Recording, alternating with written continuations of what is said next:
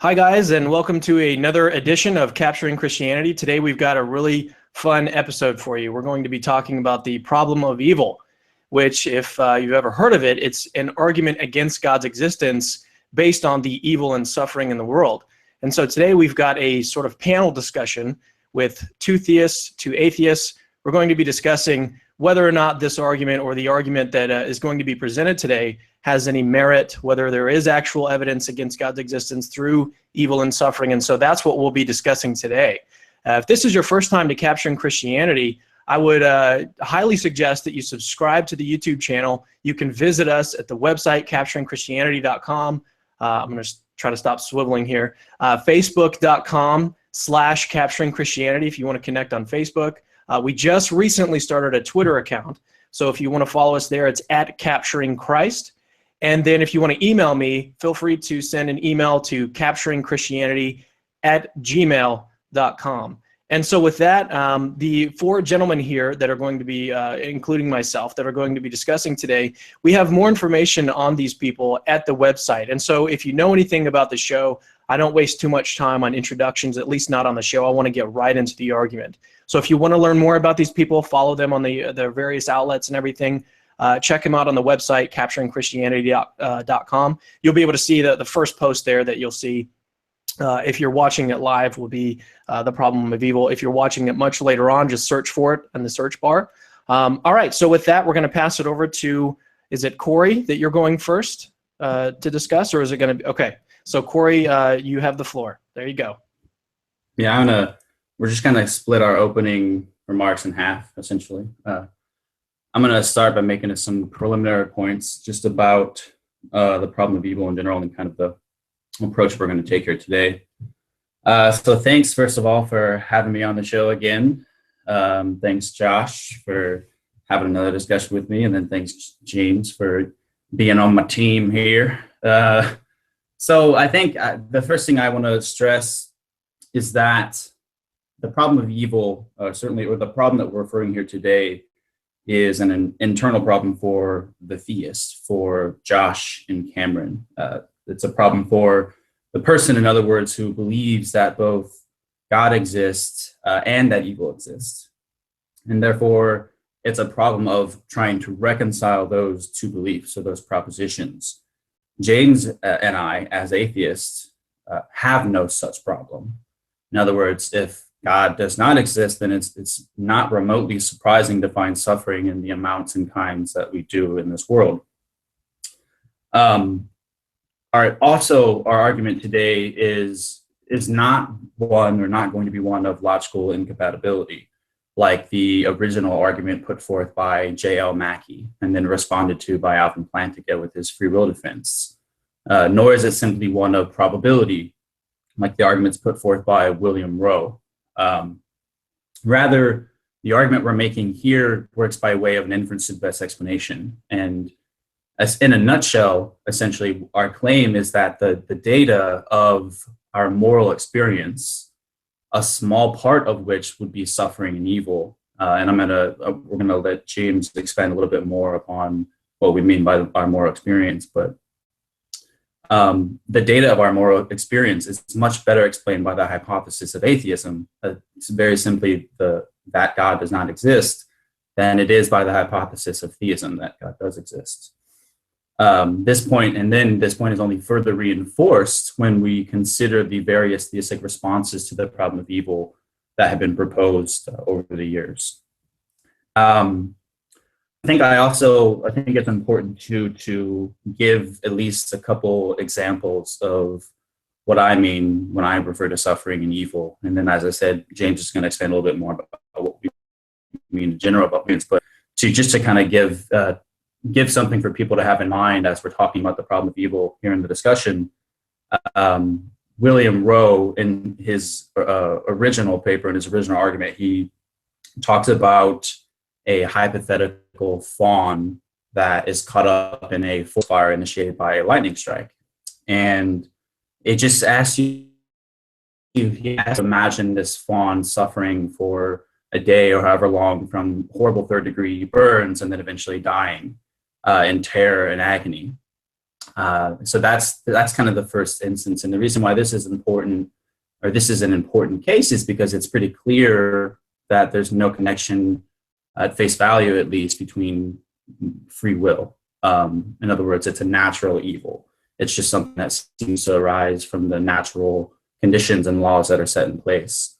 And then the second instance of suffering or evil is, this is one that I come across just in my research, and it's a particularly nasty one. And so I apologize to the viewers and listeners to even put this in your head, but I think it's important to, at least as much as possible, try to grasp the depth and degree of suffering that really goes on in this world, on this planet.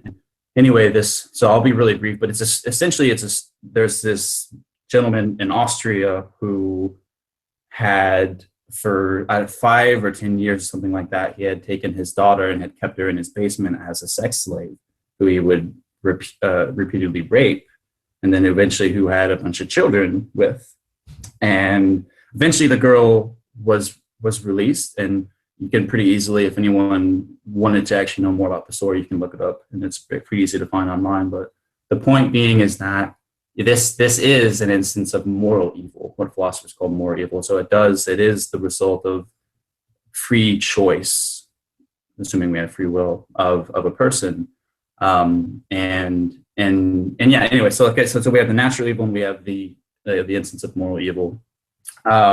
And then I think one last thing I want to say before handing over to James for him to kind of expand upon moral experience, and is that there's clearly more to the picture than just the data of our moral experience of good and evil. In other words, James and I aren't denying or trying to ignore the fact that to get a full picture of the story of whether or not God exists, you do have to consider other arguments like fine-tuning, cosmological and ontological, and so on and so forth.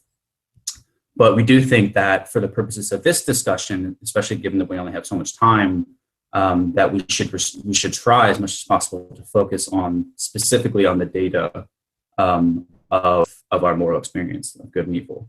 In other words, and we're perfectly willing to grant, therefore, that perhaps if you were to consider all these other issues, perhaps the likelihood of theism perhaps it would do a better job at explaining the overall picture than just with respect to the problem of evil. But yeah, anyway, so I think I've kind of droned on long enough. I think, James, if you want to, I'll go ahead and mute myself if you want to take it from there and expand a little bit more upon moral experience. And I think we can kind of just hand it over to them and see what happens.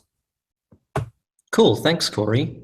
First, thank you for having me on the show. This is super interesting and exciting for me. This is an important discussion. I work at an organization called the Ethical Society of St. Louis, and we deal with ethical questions and helping people become more moral. And so the question of where morality comes from and how we explain our moral experience is very important to me.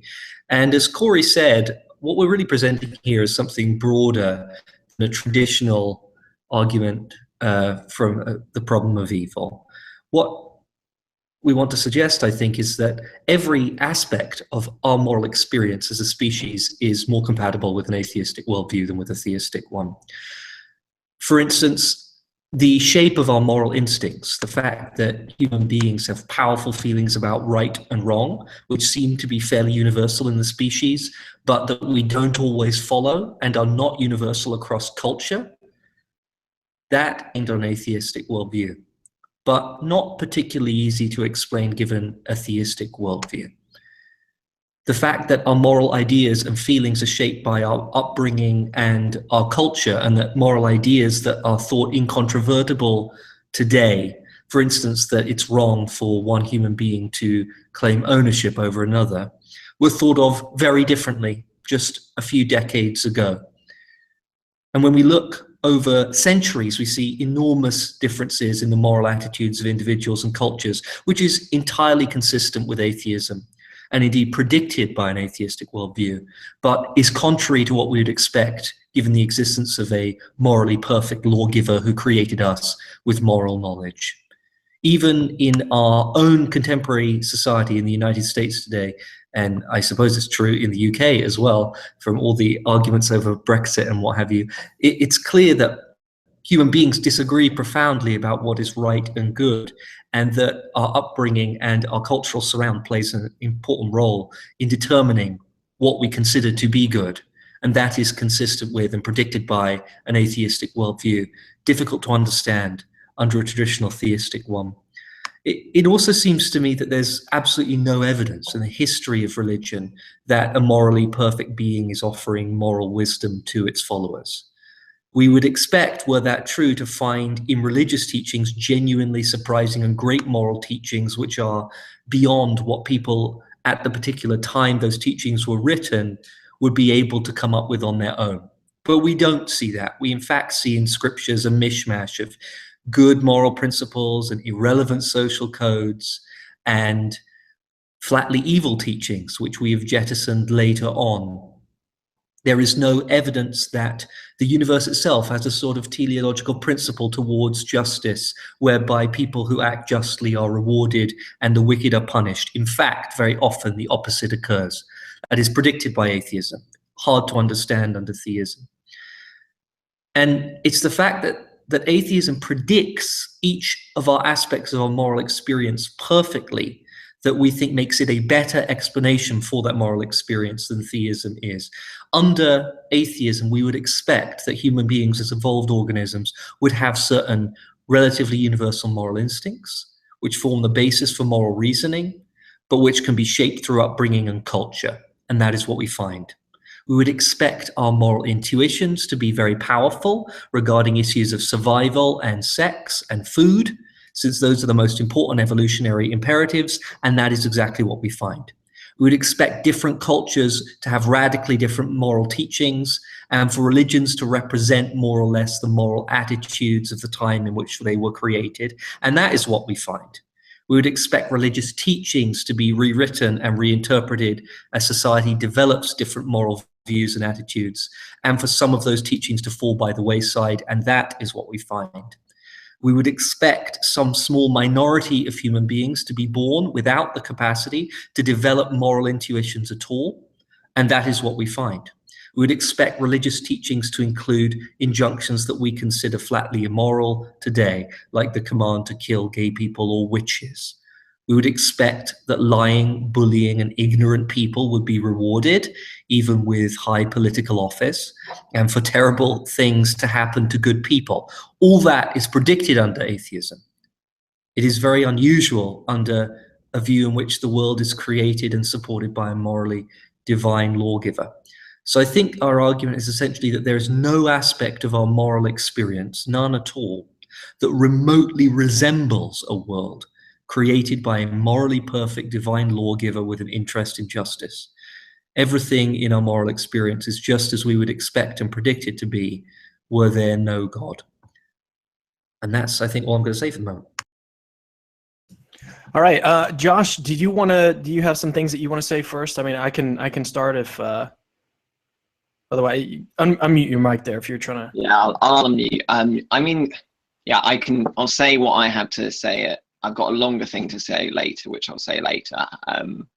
Yeah, I mean, I think that my kind of immediate responses are, one, to say that there are a lot of, I think it's so Daniel Howard Snyder, who's a very good philosopher, talks about distinguishing between the the theoretical problem of evil and the practical problem of evil. And the theoretical one is, I think, what is mostly what we're discussing today. The practical problem is how we deal with it in our everyday lives and how we deal with it in our relationships and how do we relate to evil ourselves. These aren't entirely separate questions, so I'm not saying that at all. But I think it's important to distinguish between them just so that we can then react to them better, because there is I think that our emotional reactions often inform our theoretical reasoning, but equally our theoretical reasoning should inform our emotional reactions. So I think that's an important thing to say first. I think it's helpful, for the sake of this discussion, I think it's fair to say that we should leave aside fine-tuning and whatever to some extent. But I think that if I am going to say that, I also then highly dispute a lot of the aspects which say that atheism perfectly predicts all these kind of things, insofar as if it's not clear that atheism predicts that there's something rather than nothing, or whether there's a beginning to the universe, or whether there's a universe existing with people who can interact in any ways at all, whether it predicts fine-tuning, I think it's fine to say that that there is some sort of evidence, if you wanted to say there was some sort of evidence. But I don't think, insofar as we leave those questions aside, I just want to put that as a disclaimer, that that's a big reason that I would highly dispute that atheism perfectly predicts a lot of these things at all, to be honest. Yeah. Right, and that was sort of the where I was going to go immediately with the argument. So it sounds like we have this list of things, and sorry, forgive me, I was trying to type out the different lines of evidence that you were giving, that you were saying atheism predicts these things.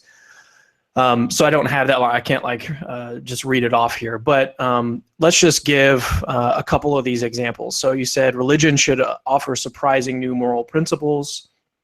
We should have these new moral principles that arise in, say, scripture throughout history. And then you said, so basically atheism predicts this. And so what I would want to know is why you think that atheism actually predicts all of these different lines of evidence that you were giving.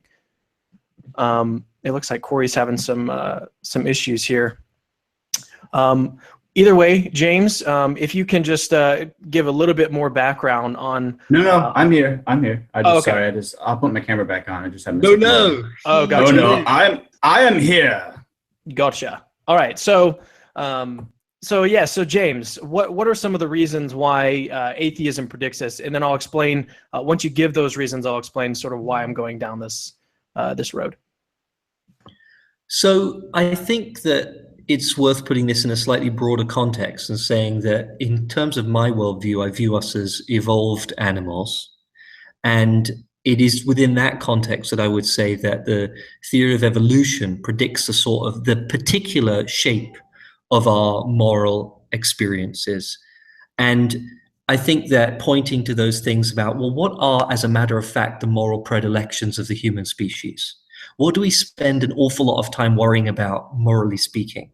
And it tends to be things like sex. There's tons of particularly religious injunctions about sex, food, matters of survival, group kinship, who is in and out of the group. That is as a matter of fact, what human beings have been preoccupied with in terms of morality. And so the question is, how do we explain that?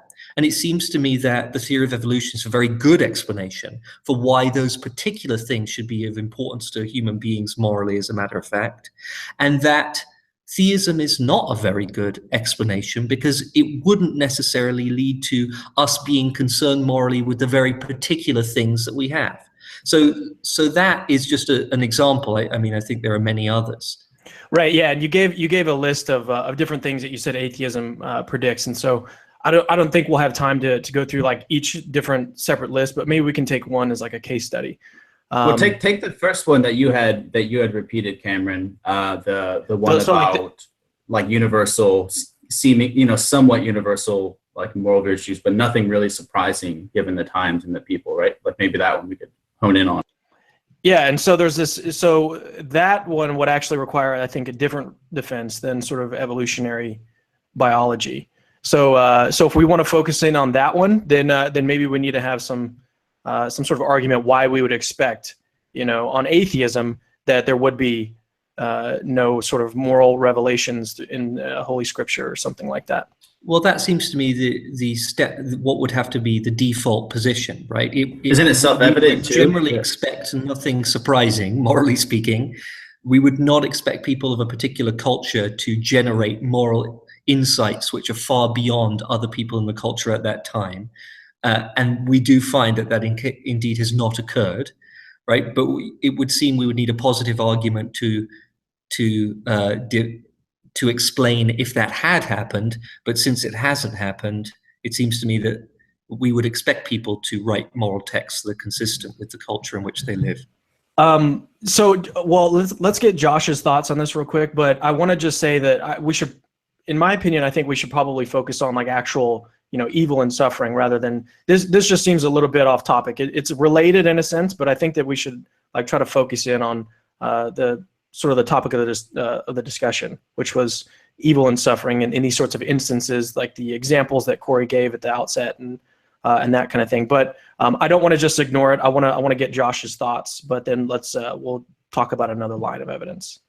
Yeah, no, okay. There is that if I'm steel manning, I think steel manning is a good practice to try and make an argument the best it can be. There is a way that you could say, so for example, suppose the argument might be that moral error leads to more suffering because, for example, people disagree about stuff, and so people do bad stuff because they have bad beliefs, and therefore that might be the way you make it. Or you might say that because there hasn't been some sort of revelation which brings enormous moral wisdom, that means that people don't do good stuff in the same way, so that leads to more suffering. So that might be ways you could see that happening, or kind of, yeah. And so that there is a way you could make it work. I think the examples which Cory originally gave are clearer, but I can understand it. The point is possibly that it's a cumulative case, and you want to say that it's an explanation of a wide pieces of data, so that might be the way you want to say it. That I should also say that I dispute that kind of Christianity hasn't brought moral wisdom that wasn't in the culture beforehand, and there are a range of people you could look at to say stuff like that. For example, there's a kind of article from Tom Holland, so he talks about how he thinks Christianity subverted a lot of the ideas in Roman culture. Yeah, I mean, there are easy examples. So, for example, take an atheist philosopher, Peter Singer, who would absolutely say that infanticide is okay, and he'd make arguments in that direction. And he would say this is a Christian idea. He would say this is an absolutely Christian, and it's a Christian idea that he says is completely indefensible because infants are not sufficiently conscious to be worthy of moral value, and therefore infanticide is probably permissible. So, to be honest, and so actually, I think there is easy that, and you could make many other cases. And so you could look at the way in which Christianity encouraged people to care for people during the first few centuries, or the Christianity sparking the hospital movement, or you could look at the way that William Wilberforce is motivated by his beliefs. Now, those require us probably to go into deeper waters than we have the time to go into now. But I just want to make the case that it's at least complicated to me to say that Christianity hasn't brought moral wisdom through revelation. That I completely dispute that, to be honest. So, yeah, that was sort of the question that was going around in my mind when I was thinking about this one. Was it at least seems controversial that Christianity hasn't brought any sort of new moral revelations, and especially in the Old Testament when you think about. Well, at least this is something I heard, and I'm not an expert on the Old Testament. I'm not an expert on the ancient Near Eastern cultures or anything like that. But I have heard some experts say things like the moral teachings of the Old Testament were radically different than what was going on at the time. I've even heard in the New Testament, like the way that women were treated is a lot different. And so, yeah. And so, I'm not an expert on either of those, but I would just say that it seems, at least at face value, it seems a little bit controversial. And so if we could maybe move on to a different line of evidence that's, just like the one that you gave at the outset, Cory, those examples. Yeah, go ahead. Yeah, well, just to clarify really quick, it's not that, like we're saying that obviously that Christianity didn't give any moral wisdom. It's more that there wasn't anything that, say, Jesus was saying that he couldn't have just gotten from, or there really wasn't anything radically different from a lot of the stuff that was going around at the time. And just a quick example would be like the Golden Rule. A lot of Christians, I think of that as sort of like a novel insight of Jesus, but not only are there equivalents or parallels of basically the same principle, the principle of reciprocity in other cultures before and during that time, but more importantly, Jesus, that's basically, he's like quoting Old Testament, right? Like he's referring to wisdom that was indeed, it wasn't something he just came up with. In other words, it was just something that was in that, like, rich and woven into the fabric of the culture that he was within. So, and just to clarify also, again, I totally understand, for the sake of, like, we can hone in. I'm sure James has a little more to say about that, but we can hone in on evil and suffering. But anyone who's read up on like any of Draper's recent work, for instance, will know that there are strengths and pros to focusing on more than just bads and evils. In other words, arguments that do take into consideration the bigger picture, goods and bads, are stronger than arguments that just focus on evil and suffering. And it's a deficiency of arguments that just focus on evil and suffering sometimes. Nevertheless, like I understand, like we only have so much time, and I'll hand over to James. I'm sure he has something to say about it. No, I'm actually fine to move the discussion where people want to. Okay, cool. I'm happy to go where people think that they need to go. So I just reiterate exactly what you said, that it would be genuinely surprising to find a Singerian utilitarian account of ethics written by Jesus. That would have been surprising, right? Because it would have shown an understanding of ethical issues way beyond other people at the time. We didn't find that. We're not really making a judgment about the quality or the rightness or wrongness of different ethical judgments that different religious teachings offer in their scriptures. It's just that they are quite clearly evolutionary. They are drawing from the culture at the time to make small incremental improvements. They very, very rarely profoundly challenge the culture in which they live over things like slavery or LGBTQ issues, things like that, which we consider morally profound today, which at the time was, like, in terms of LGBTQ issues, not even really addressed in a systematic ethical way. So it is not so much that there hasn't been moral progress offered by religious traditions. Of course there has. It's just that it's nothing that we wouldn't expect given the natural evolution of ideas through cultural exchange, which is what you would predict under atheism. All right, so I've heard this this idea of evolution at least a couple times, so I want to hone in on that real quick. So in probability theory, there's this problem that's called the old evidence problem. And basically what it says is that we have to sort of figure out how we're going to slice up our background knowledge so that we can figure out which theory predicts what and all that kind of thing. And so it depends on what sort of information we're including in our background knowledge. So if we include something like evolution in our background knowledge, and this is going to be consistent no matter what theory we're talking about. That's what background knowledge is. It's something that we just have as part of our background knowledge, things that we already know apart from the theory, apart from the evidence that we're looking at. And so if we include something like evolutionary theory into our background knowledge, then any theory is going to predict the same exact evidence.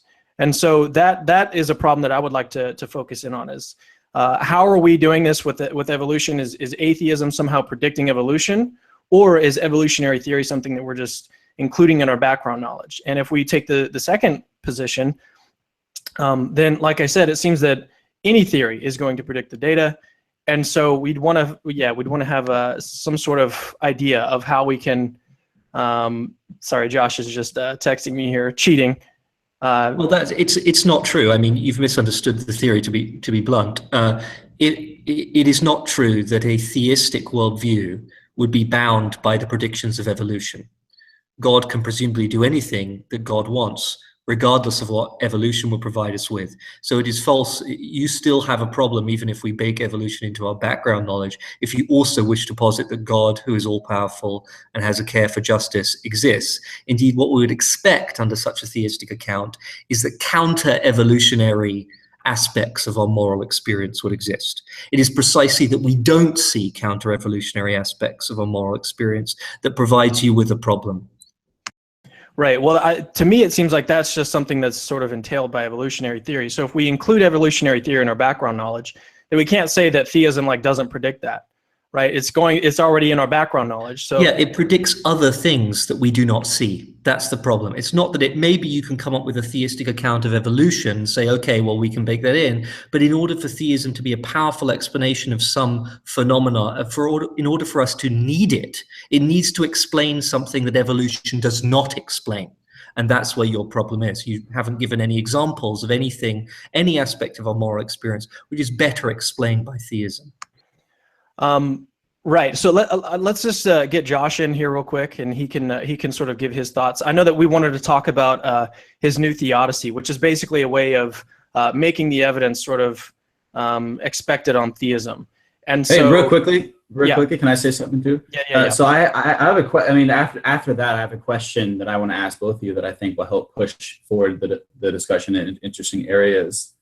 But actually, you know what? Actually, I think it's better if I just leave because it's going to take us. And why don't we just go ahead and jump? I'll go there after we do that. So hold on, I'll just mute myself. Right. Yeah. Josh, we haven't even given our sort of standard. That's why I was like, you know what? I should probably stop stacking the deck and let them say a little bit more. Shut up, Cory. All right. Well, let's turn it over to Josh. He has a really, really interesting theodicy that I actually heard about it the other day. He was giving a lecture on it, and so but he'll have a chance here to explain it a little bit deeper. So let's just hear what the theodicy is. And just so anyone who's not exactly clear on what a theodicy is just a fancy word for saying this is a reason God has for allowing and permitting the evil in the world. And so that's what a theodicy is. And so if we find like a successful theodicy, then we'd actually expect the sort of data of evil and suffering on theism if we find a successful theodicy. Cory and James are going to say, well, no, there are no successful theodicies. So we still don't have a sort of a reason that God would allow and permit this, and so we don't expect this on theism. But that's what theodicy means. And so when we use that term, we're just thinking of a reason God has for allowing and permitting this. But go ahead, Josh. Your mic is there we are. Great. No, this is fun.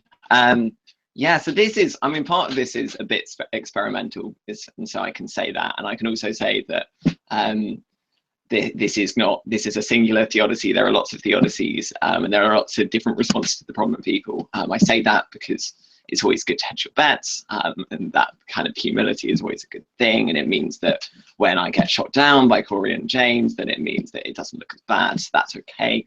I think, I should also say, in terms of moral experience, that I do want to quickly say that, I'm not going to look to say huge amounts about why the kind of additional reasons God explains better our moral experience. What I'm trying to do today is almost kind of get to level ground. I could do that if I wanted to give kind of positive argument for God's existence. I'll do that another day. But that's basically the project. So the theodicy I'm presenting is, it's developed by a guy called Vince Vitale. Vince Vitale is a philosopher who did his PhD under Marilyn McCord Adams and Robert Adams, who are reasonably well-known philosophers.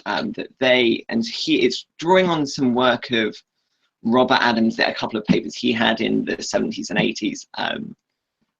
The kind of one kind of tagline about it is that God desires to create a particular group of individuals, and that we often think of love as a personal thing, that you want to love people for who they are, and so we love people in the midst of what they are, and you love them kind of really for who they are, and as a kind of personal endeavor. So a kind of good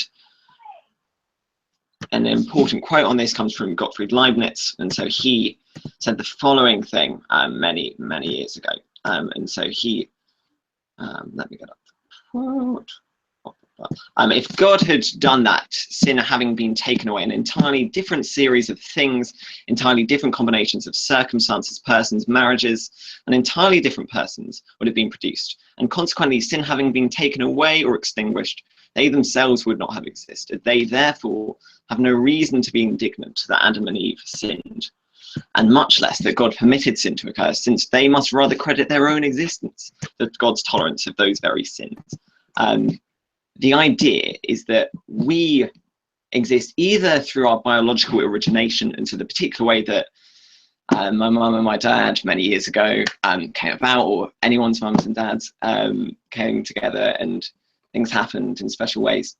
And that's what happens, and I won't go into more detail for fear of creeping out the audience, but the idea, anyway, so that the kind of biological origination, the way that they came together, they met, depending on a variety of meetings or a variety of things. So, for example, Robert Adams talks about how his dad was in World War I, and then he had to go home early from World War I because of an injury that he had, and that meant that he met a woman who turned out to be his mother, and that happened at a really different time. And that wouldn't have happened. It's probably very, very unlikely to have happened had there not have been evil in the world. And we can talk about it in terms of that, or we can talk about it in terms of people's life projects. And so if you look at someone like Helen Keller was a pianist, a fantastic pianist, but she was blind and deaf, and she probably wouldn't have become a pianist. She'd have pursued something else had it not been that she was blind and deaf. So the person who she was, particular projects she undertook, completely depended on the existence of certain evils. So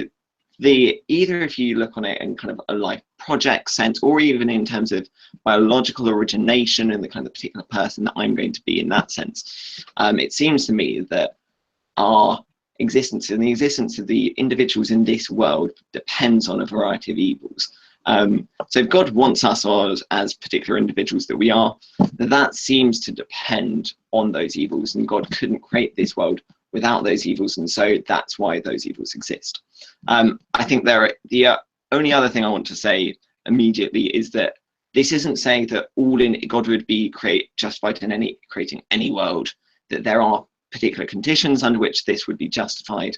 And so the conditions which Vince lays down, which I think are very sensible conditions. One is that that God offers an overall good life to sufferers.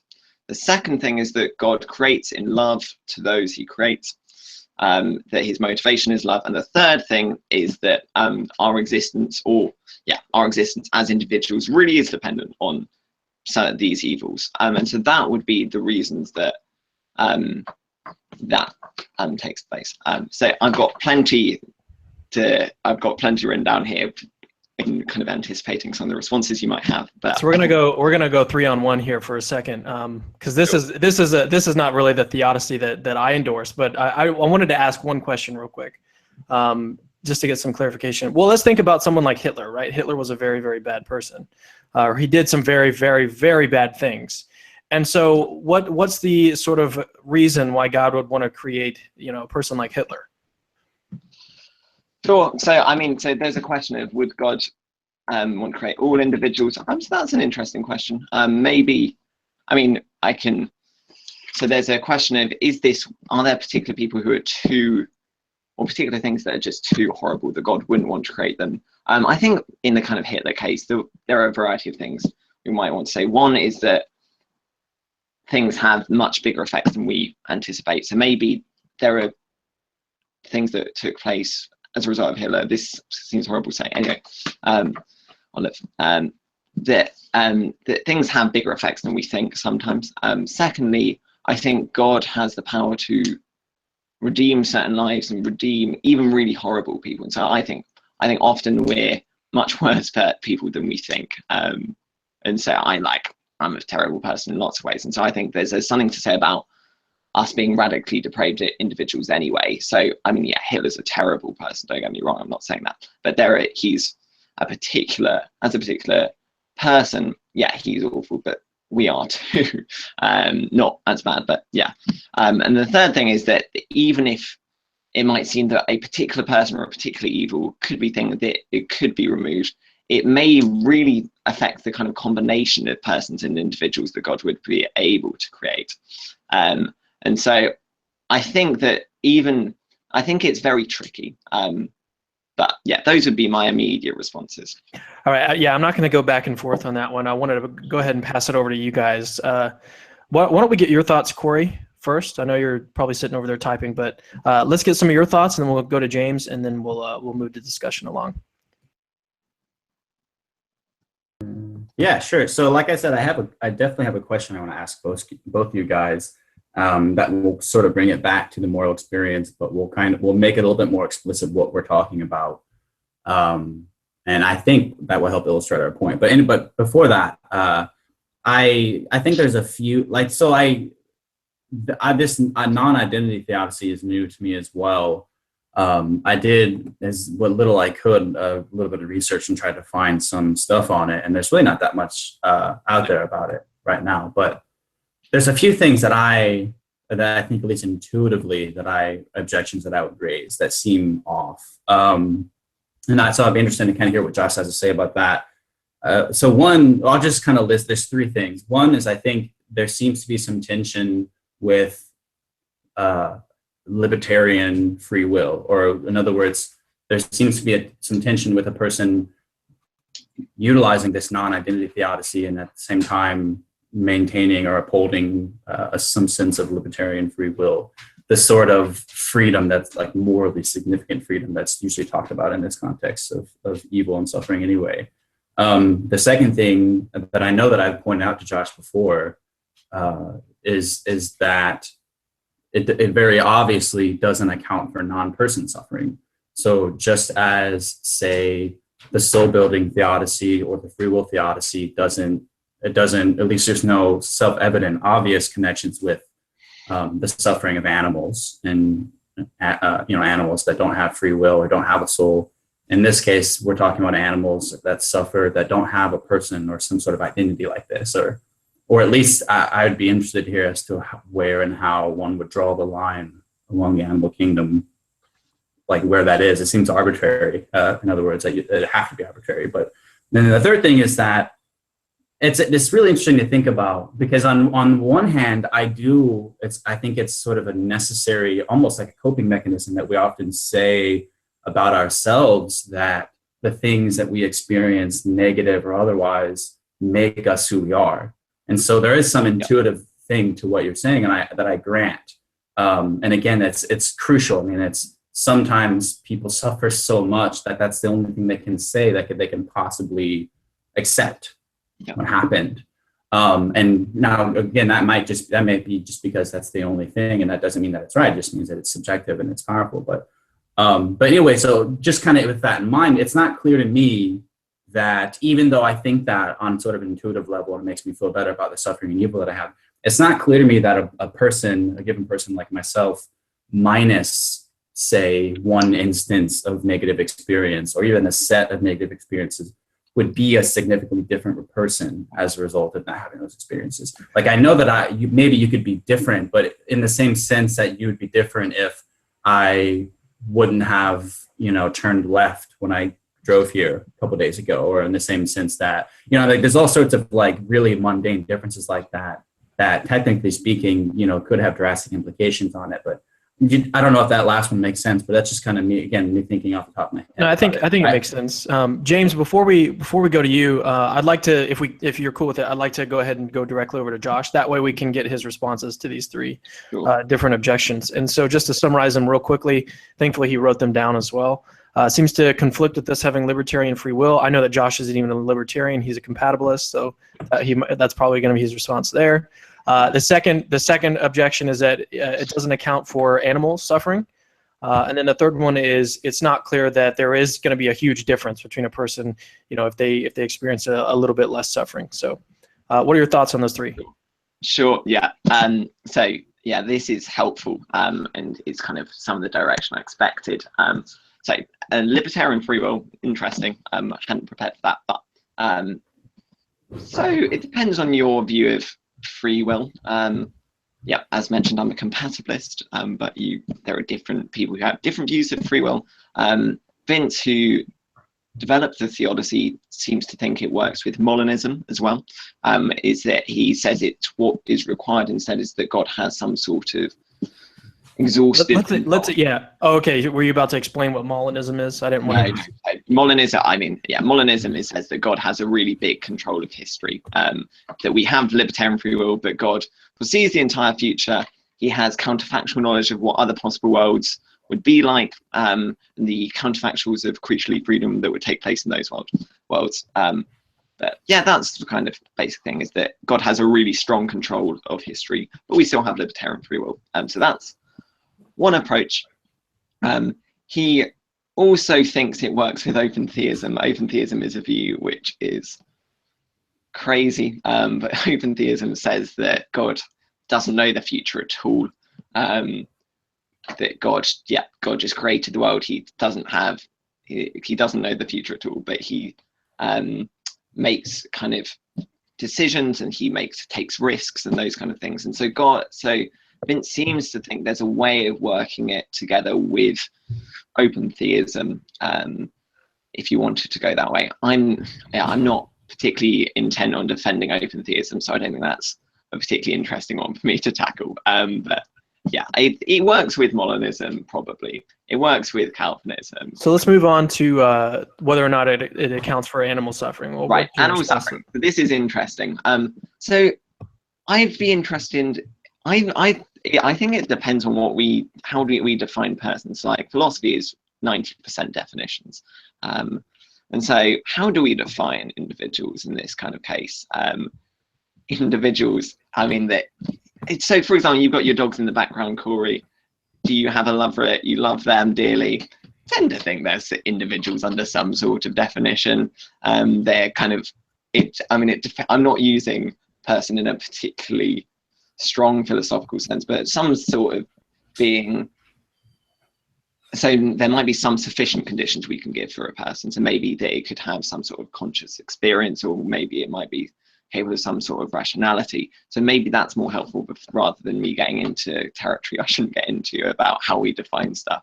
But maybe we can give some sufficient conditions. But I'm not using it in a particularly, and maybe individuals is more helpful than persons in that sense, because person has baggage attached. But if I talk about individuals, then that's less controversial. So if I just say individuals,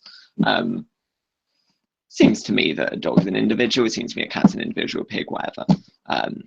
Yeah, and so under that kind of thing, there might be further questions you might want to go down and how well it accounts for those. But I don't see any a priori. I think can't deal with that.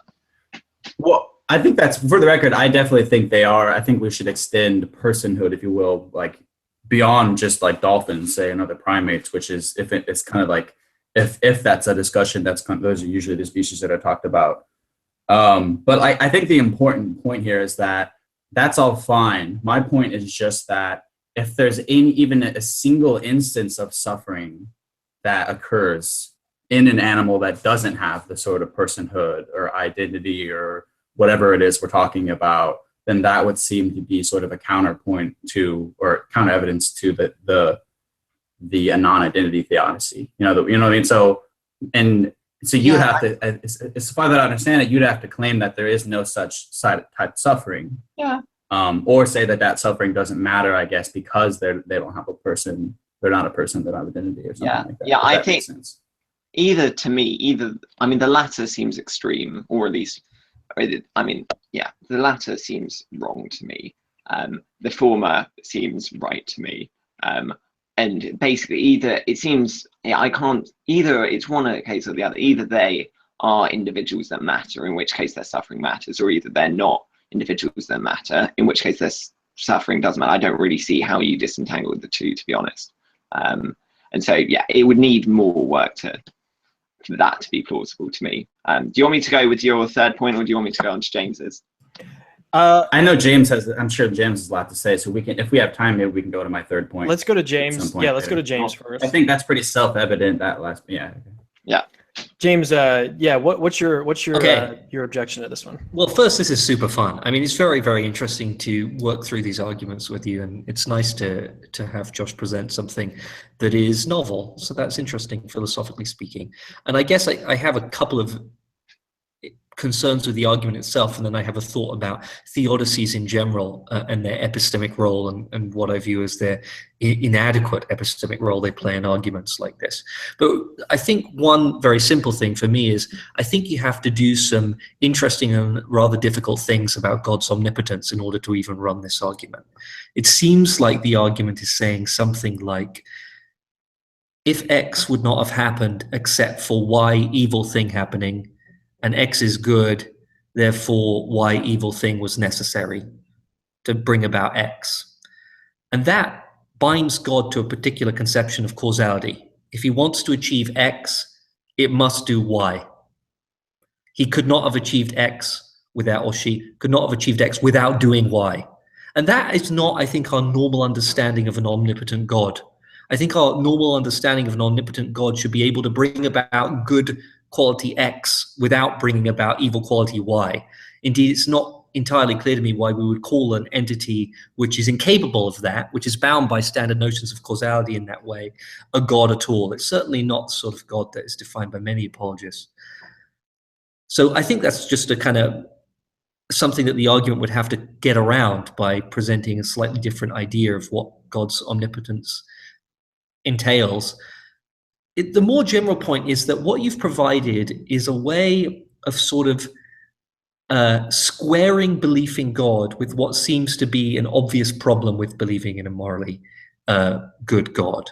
And you said a number of times in your explanation that you think that this theory could account for certain aspects of our moral experience. And what you really mean by that is saying that you can find a way to make the existence of God not logically incompatible or obviously incompatible with what we actually experience. That isn't actually very good.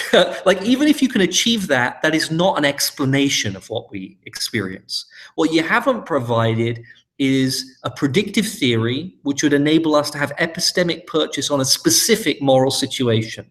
So, for instance, your theory does absolutely nothing to help us understand why a particular person acts in the way they do in a particular circumstance, or why human cultures have certain moral predilections and concerns, or why particular sorts of moral thinking are very difficult for human beings, while other sorts of moral thinking are easier.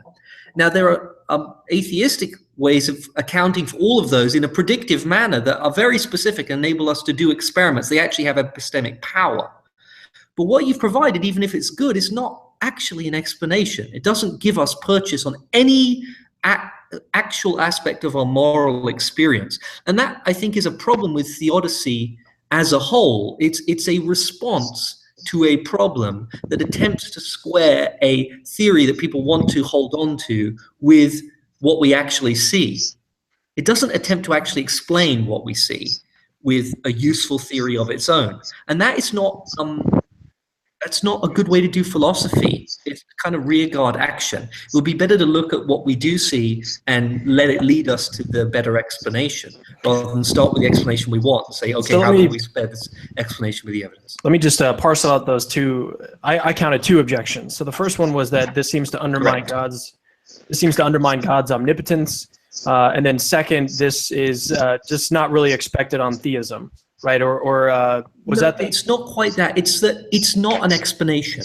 It is not an epistemically powerful explanation for any aspect of. Okay, so it doesn't actually it doesn't actually lead us to explain. No, all it does is rescue a particular conception of God in theory from a particular objection. But that isn't an explanation of any of the phenomena the objection was brought in to explore. So it doesn't do anything epistemically. All right, let's turn it over to Josh. Let's get your thoughts on those. I'll answer the first one first so that I have time to think about the second. The first one, omnipotence. I think omnipotence, is so a kind of broad brush definition of omnipotence is that God can actualize all logically possible states of affairs. So if something is logically possible, then God can actualize it. The point I'm trying to make is that it's not actually logically possible that regardless God exists, God doesn't exist, that we exist without a certain, or at least these combination of persons exist without certain evil. So, talk to God being constrained by causality and all that kind of thing. Well, yeah, God has to be constrained by some sort of logical laws, really, and he has to be constrained by logical possibilities in some sense. I think most theistic philosophers you'd find would agree on that point, that God is constrained by that. Even I think some atheist philosophers most atheist philosophers, I'd even go so far to say, would agree that God has to be constrained by logic in some sense, because. Yeah, and so that's probably my kind of response to the omnipotence point. The second point about epistemic power and epistemic purchase, I guess I'm partly confused by it. So the epistemic purchase. So it seems to me that what I'm trying to say is that there are plausible reasons that God might have. God exists to allow evil, and this. Actually, so maybe it doesn't well predict any particular evil, but I guess I'm just not bothered by that. That it could account for a range of evil, can account for horrendous evil as far as I see it.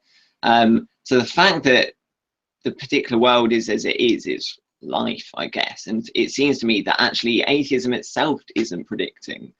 And I'm, again, still not convinced that atheism itself is predicting this particular world. It seems to me that there are a range of worlds that you could have on an atheistic picture. And that this, or at least, I mean, yeah, we get into it. Just let me say for the moment, suppose it probably seems to me that there are a range of worlds you could have on an atheistic picture. And it doesn't seem clear to me at all that this is the particular world we'd have. Yes, we can give this is the way it happens. So evolutionary theory has it. Maybe this is the way. The one world is where evolutionary theory happens, but another world is where we just get rocks, and another world is where we get much less developed organisms entirely, rather than individuals who can interact with each other for moral good and evil and this kind of thing. So it seems, yeah, it's unclear to me that when we're talking about epistemic purchase, yeah, I guess that I'm probably not clear on the distinctions here between epistemic purchase and giving an account of. That if it's a thing of either it does well explain the evidence or it doesn't. So either this is a good explanation or it's not. And if it's not a good explanation, then we throw it away. But I guess I'm not clear that these distinctions do much in our theoretical framework, to be honest. Right. The way that I Can I make? Yes, of course. Okay.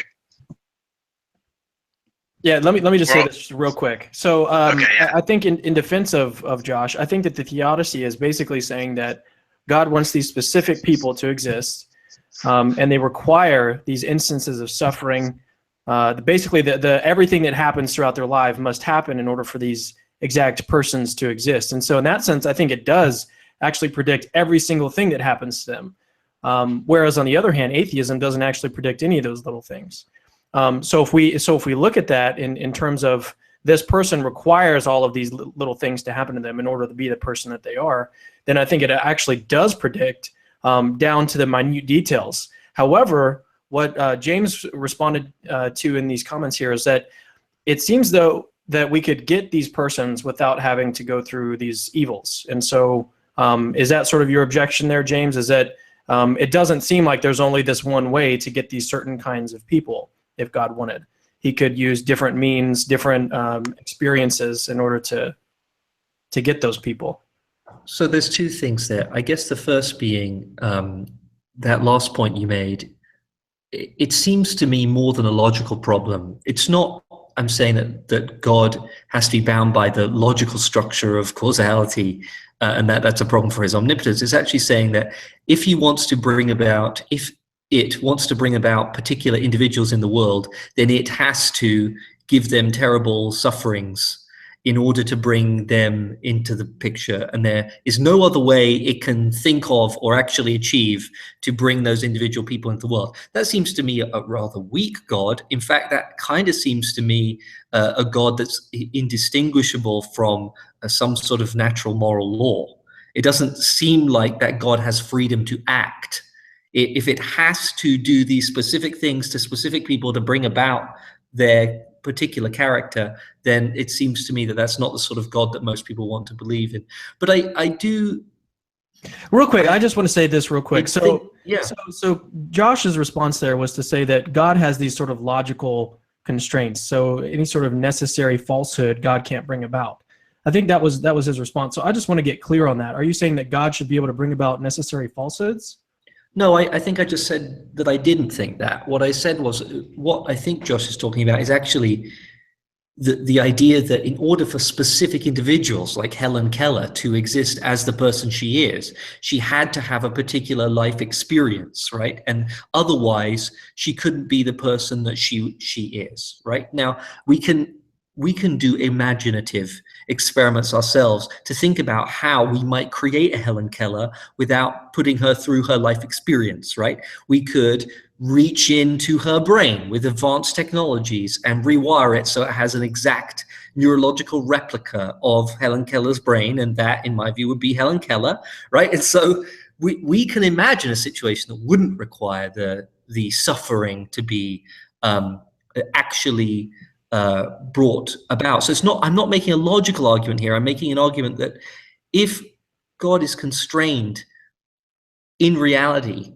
by the need to create certain sufferings in order to create certain peoples, God doesn't have much or potentially any freedom of action. How is that indistinguishable from a non-creative force that simply follows certain rules in order to bring about certain people? I But actually just find yoga really weird.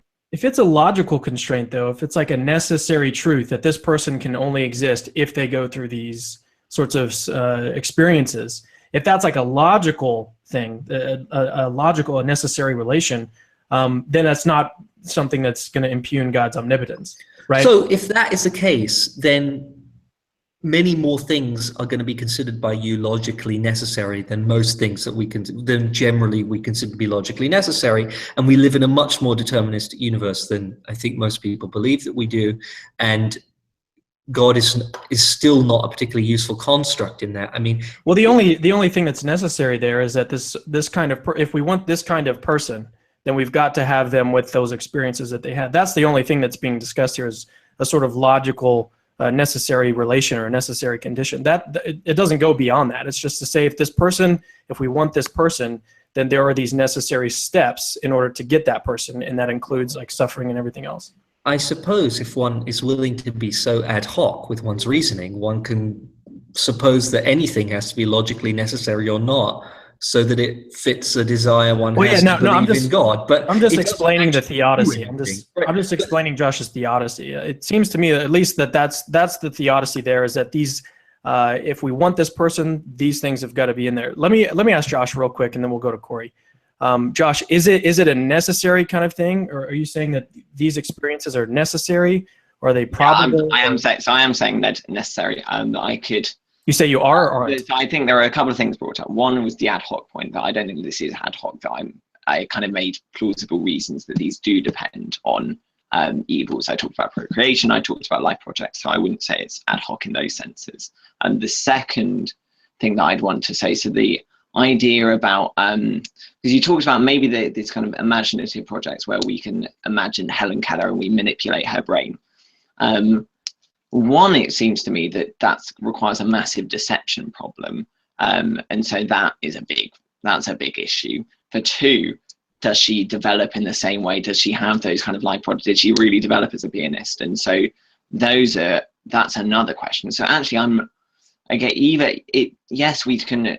Even though we try to do these kind of things where we imagine the world without evil, it's much more difficult than we think. I think that's the point that I want to make, is that this is not easy to say we get a world that's, because sometimes we imagine, we get this world with us, our loved ones, whoever those are, and we get and then we remove all the evil and then it's all okay. And the point that I want to make is that that seems to me a philosophical mistake, to say that we get this world without everyone we love and whoever else, and no evil, because we as who we are depends on those kinds of evils.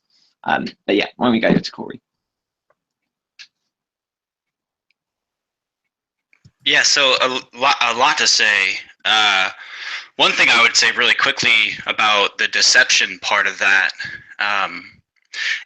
Let me ask you a question directly. You guys can both answer. I'm pretty sure I know the answer to the question, so sorry to do that. But do you guys think it's possible that God could have morally sufficient reasons to deceive you about something?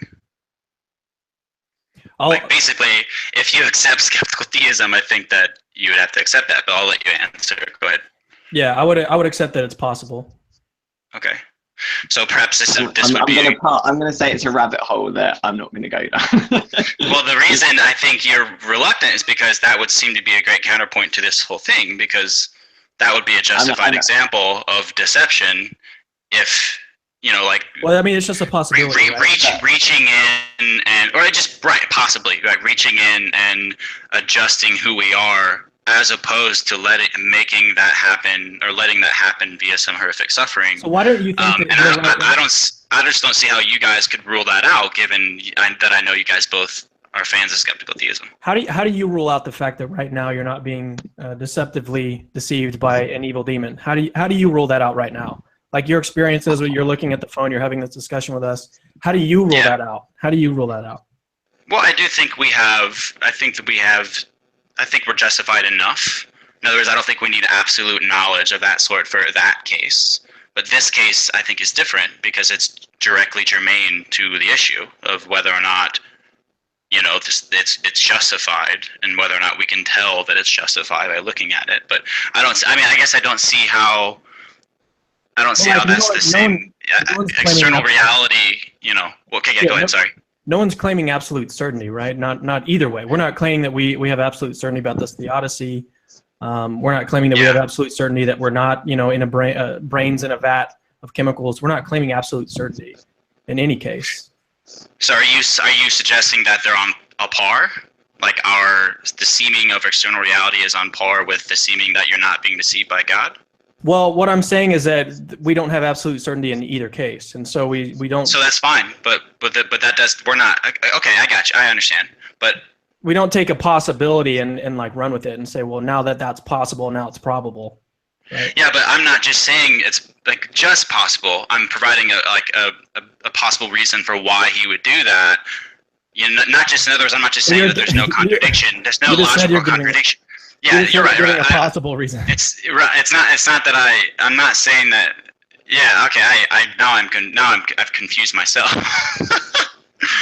Well, let me say something on this quickly. That there is a good exchange of papers. If anyone is interested in this topic more, Eric Wielenberg has written a couple of papers on this.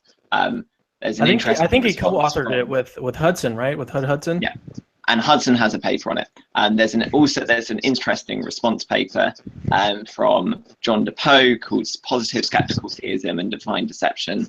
There are other people who can say their own responses. I know that a friend of ours, Perry Hendricks, he has his own response. And so it's not a thing that I have nothing to say on this. It's that I won't have enough to say. Let's because we're gonna get to skeptical theism, so we'll just shelf that for now, but we'll come back to it. I want to come back to it around the 12:30 mark, which is about half an hour. Yeah. So, but right now I want to turn over to the theodicy that I prefer, which is the soul building theodicy. And so one of the things that Cory mentioned right off the bat, if you can just mute your mic there, Cory, we're getting some. There we go. Perfect. So the soul building theodicy, Trent Doherty recently argued in a book that he wrote. He extended the soul building theodicy to cover animals as well. And so before we get to that objection, though, I just want to give a little bit more background on what the soul building theodicy is. And so the basic idea here is that good or evils of all kinds are going to be necessary in order for God to achieve the greatest goods. The greatest goods being the manifestation or the exemplification of love, basically. I mean, and we think about cases like Saint Damien of Molokai. He spent 16 years in the Hawaiian Islands serving lepers before he succumbed to the disease himself. In a letter to his brother, he wrote, let me just pull it up here. I make myself a leper with the lepers to gain all to Jesus Christ. And I'll just give one more example. So Jim Elliot, he was a missionary to Ecuador, and he was murdered by a group of Auca warriors. And these warriors were actually the people, part of the group of the tribe that he was trying to reach. And so he was murdered by the people, the very people that he was reaching out there as a missionary. But what's fascinating about this is that we learn he was actually armed when he was killed. And so he had the opportunity. He could have just brought his gun up and killed a couple people, but he didn't do that. He just accepted his fate, sort of thing. And when we think about these situations, these scenarios, and these are just a couple examples, right? It's just in the case that we could talk about all these different cases of evil and suffering, but these are just a couple examples of this soul building scenario where people are given these opportunities to do these amazingly moral things, right? And they're expressing, they're exemplifying love in these situations. And so the idea basically is that the participation of suffering in their lives was integral to the production of these virtues, like self-sacrifice, courage, compassion, generosity, forgiveness, and stuff. Like, you think about the fact that in that moment, Jim was probably thinking, Lord, forgive these people, or whatever. And even if it wasn't Jim that was thinking that, that's what Jesus thought. And so the theodicy basically only requires one axiological assumption, and that is that the best goods are the authentic display of these sorts of love manifesting virtues. And so let me just give two important clarifications here real quick. So first, it's not that God is merely compensating victims, with goods that outweigh the badness of their suffering. Actually, Trent Doherty, he rejects the doctrine of meticulous providence, which is basically saying that every instance of evil has to have some sort of logical relation. Josh, that face you're making there. So basically, he's saying that every single instance of suffering doesn't have to be tied specifically to some good. It's just that we have this grand picture. We have this whole picture of we have this grand picture of the world, and in the end of it, it's basically that we've got to have this life that is on the whole better than it would be without that evil. And so these evils are integrated into a morally valuable whole. And this whole is going to be incommensurably better than it could be without evil. So that's the first clarification. Second is that soul building is teleological. That means it's forward-looking, so it looks toward the future fulfillment of God's purposes to explain present evils. John Hick famously said, no theodicy without eschatology. Basically, it's in the afterlife that people are given the opportunity to accept their role in God's cosmic plan so that they can become sons and heirs of God. And so there's an objection, I think, that I want to respond to real quick, and that's that basically there's just too much pain. There's too many people that languish on the edge of existence. There's too many horrendous evils. The response here is that we have to consider the fact that on this theodicy, the afterlife plays a central role. And so to say that this finite person encountered like too much suffering, we have to interpret this as too much suffering for a finite being to handle, such that it could never be defeated or counterbalanced over the course of their entire existence. And so, and I'm going to punt back to Trent Doherty here. He says, this is like inferring that your birth date does not appear in the decimal expansion of pi because it doesn't occur in the first 1,000 digits. So we can't really make that inference that the suffering is too much based on the fact that we just see this short amount of time that this person lived.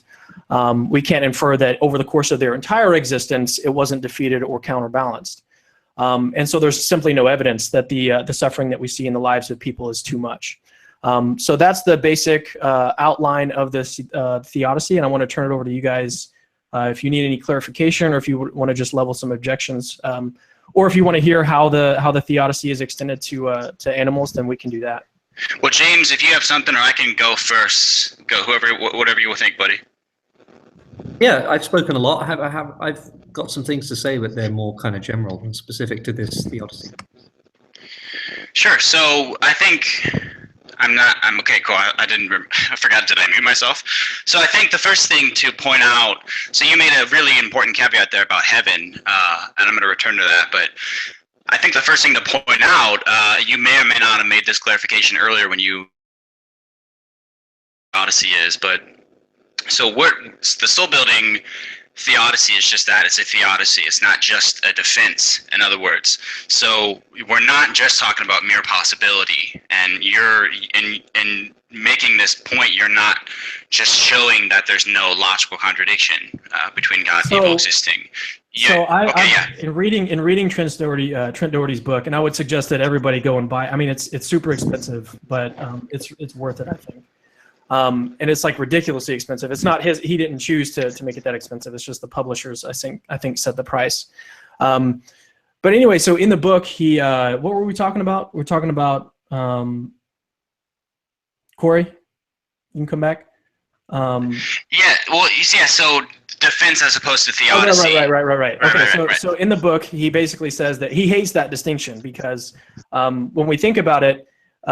Do a book review chapter by chapter. Okay, Josh. So basically, he hates the distinction between defense and theodicy, and I've come to sort of accept it a little bit because. So what he says is that when we think about providing a defense, which is basically some sort of story that is logically compatible with theism, what he says is that coherence is actually an epistemic virtue, and so it actually raises an epistemic probability when we give something that makes this story coherent.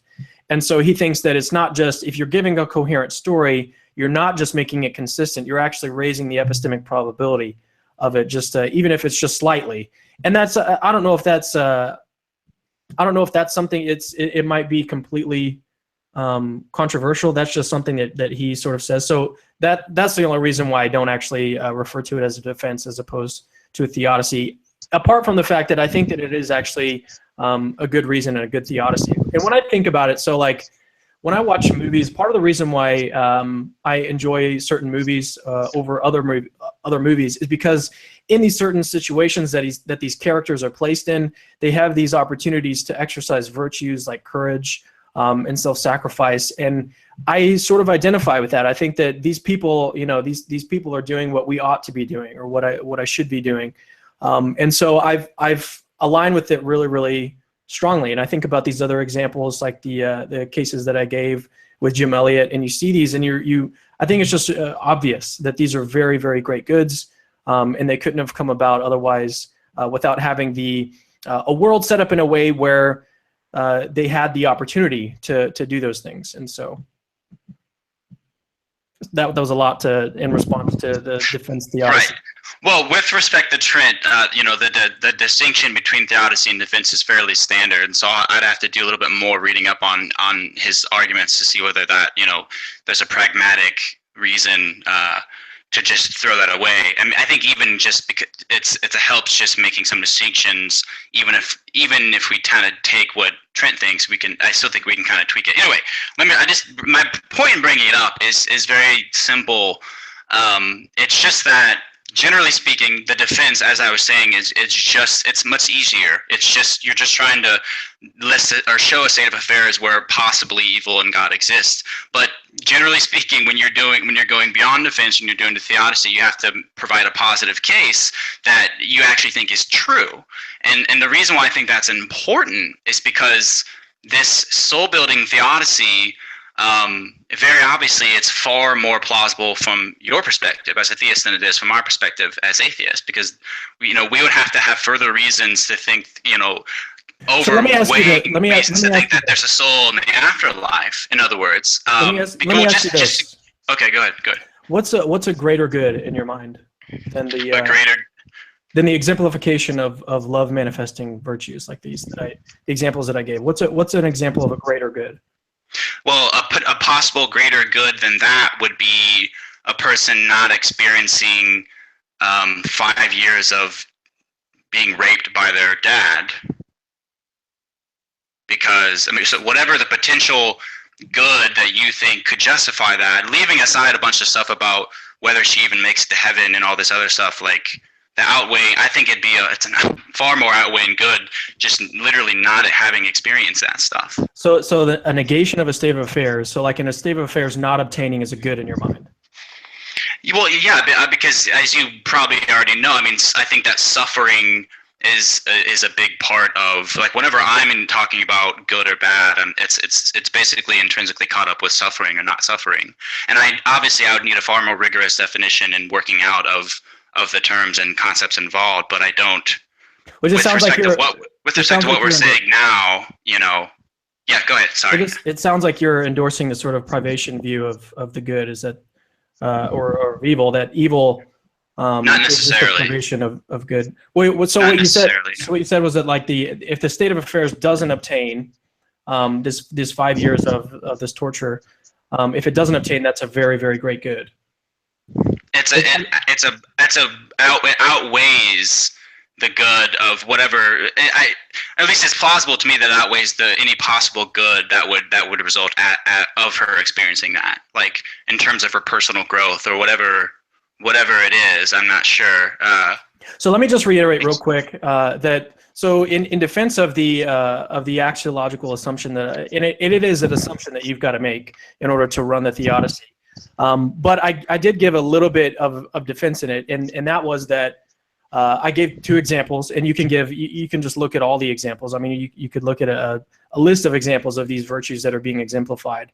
And so that's sort of where I would say is to look at these examples of these great people. And one easy place to look is throughout the Catholic Church history, they have all of these saints, and a lot of them undergo these intense bouts of suffering, and they make self-sacrifices and that kind of thing. So if you wanted to see more examples, then you could look there. But that's the basic way to defend it. You can only sort of show the people the light. You can't say you've got to believe this now, but you can give some hint at this is probably a great good that God would want to bring about, and here are some examples of it actually instantiating in the world. And so that's, I think, the most we can hope for, is to give these examples and just say, well, think about it and ponder it, and if it seems the case to you, then it seems that way. And I think that's really the most we can hope for in a lot of these philosophical discussions anyways.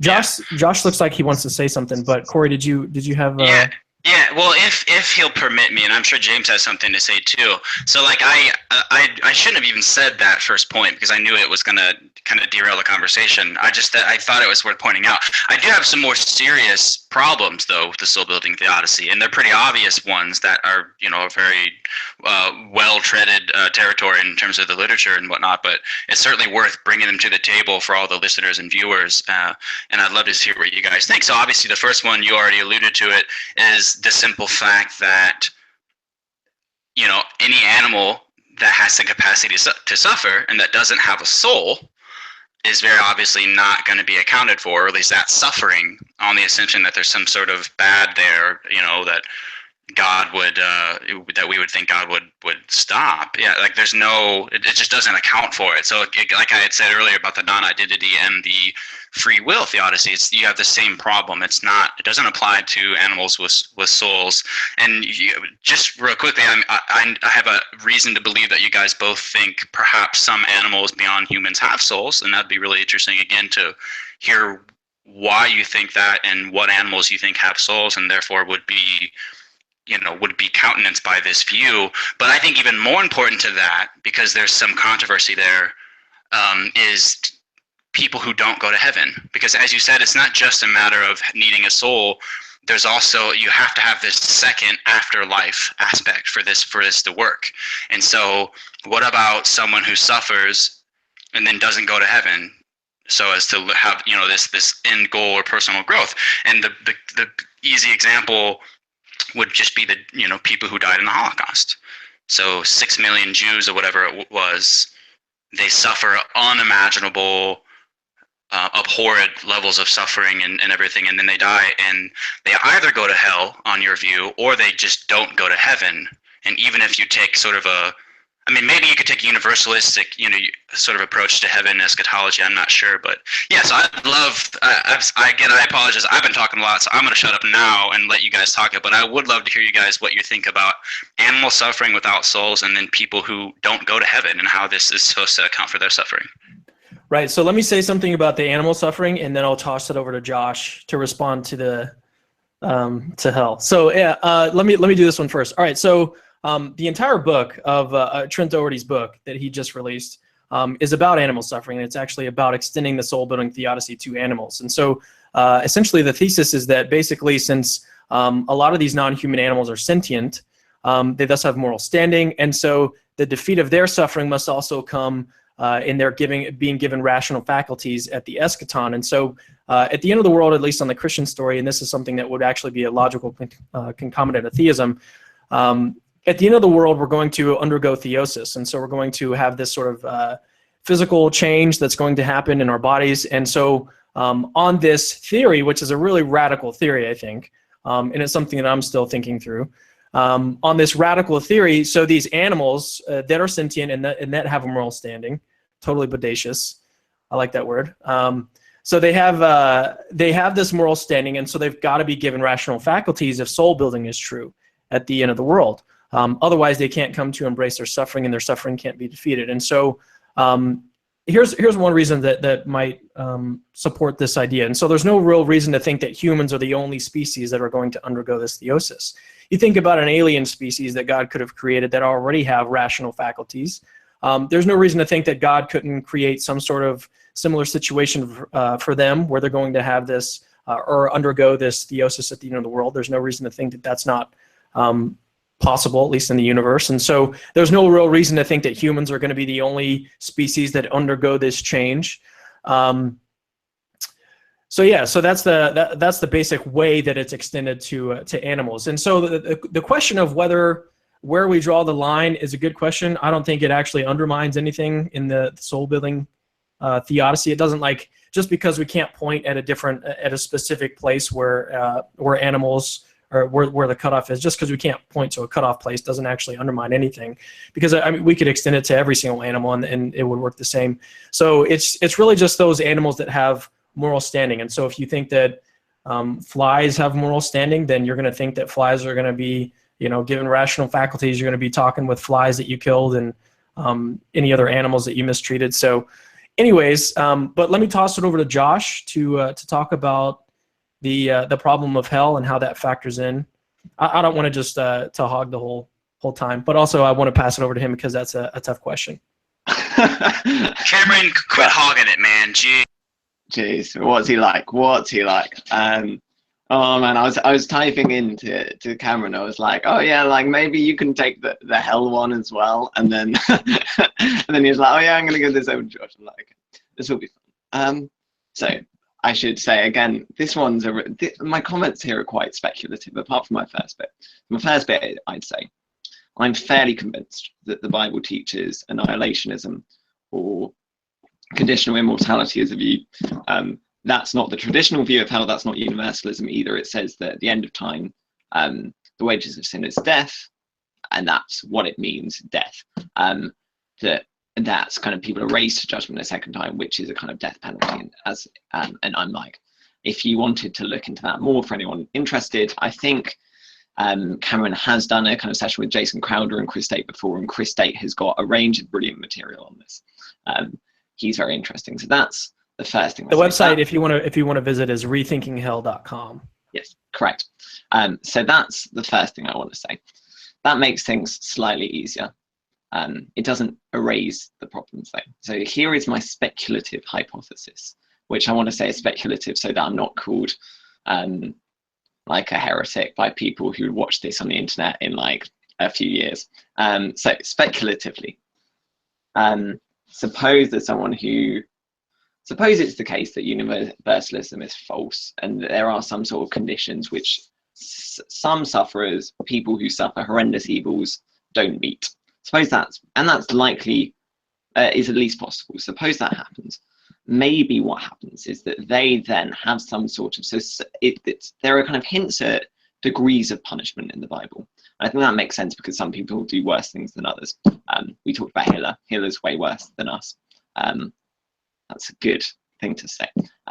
Hitler is a worse person. So there's kind of talk about degrees of punishment in that sense. Maybe there's some sort of reverse degrees of punishment that people who underwent horrendous evils are compensated in some way for some finite period of time and then punished because they're still sinners who deserve punishment.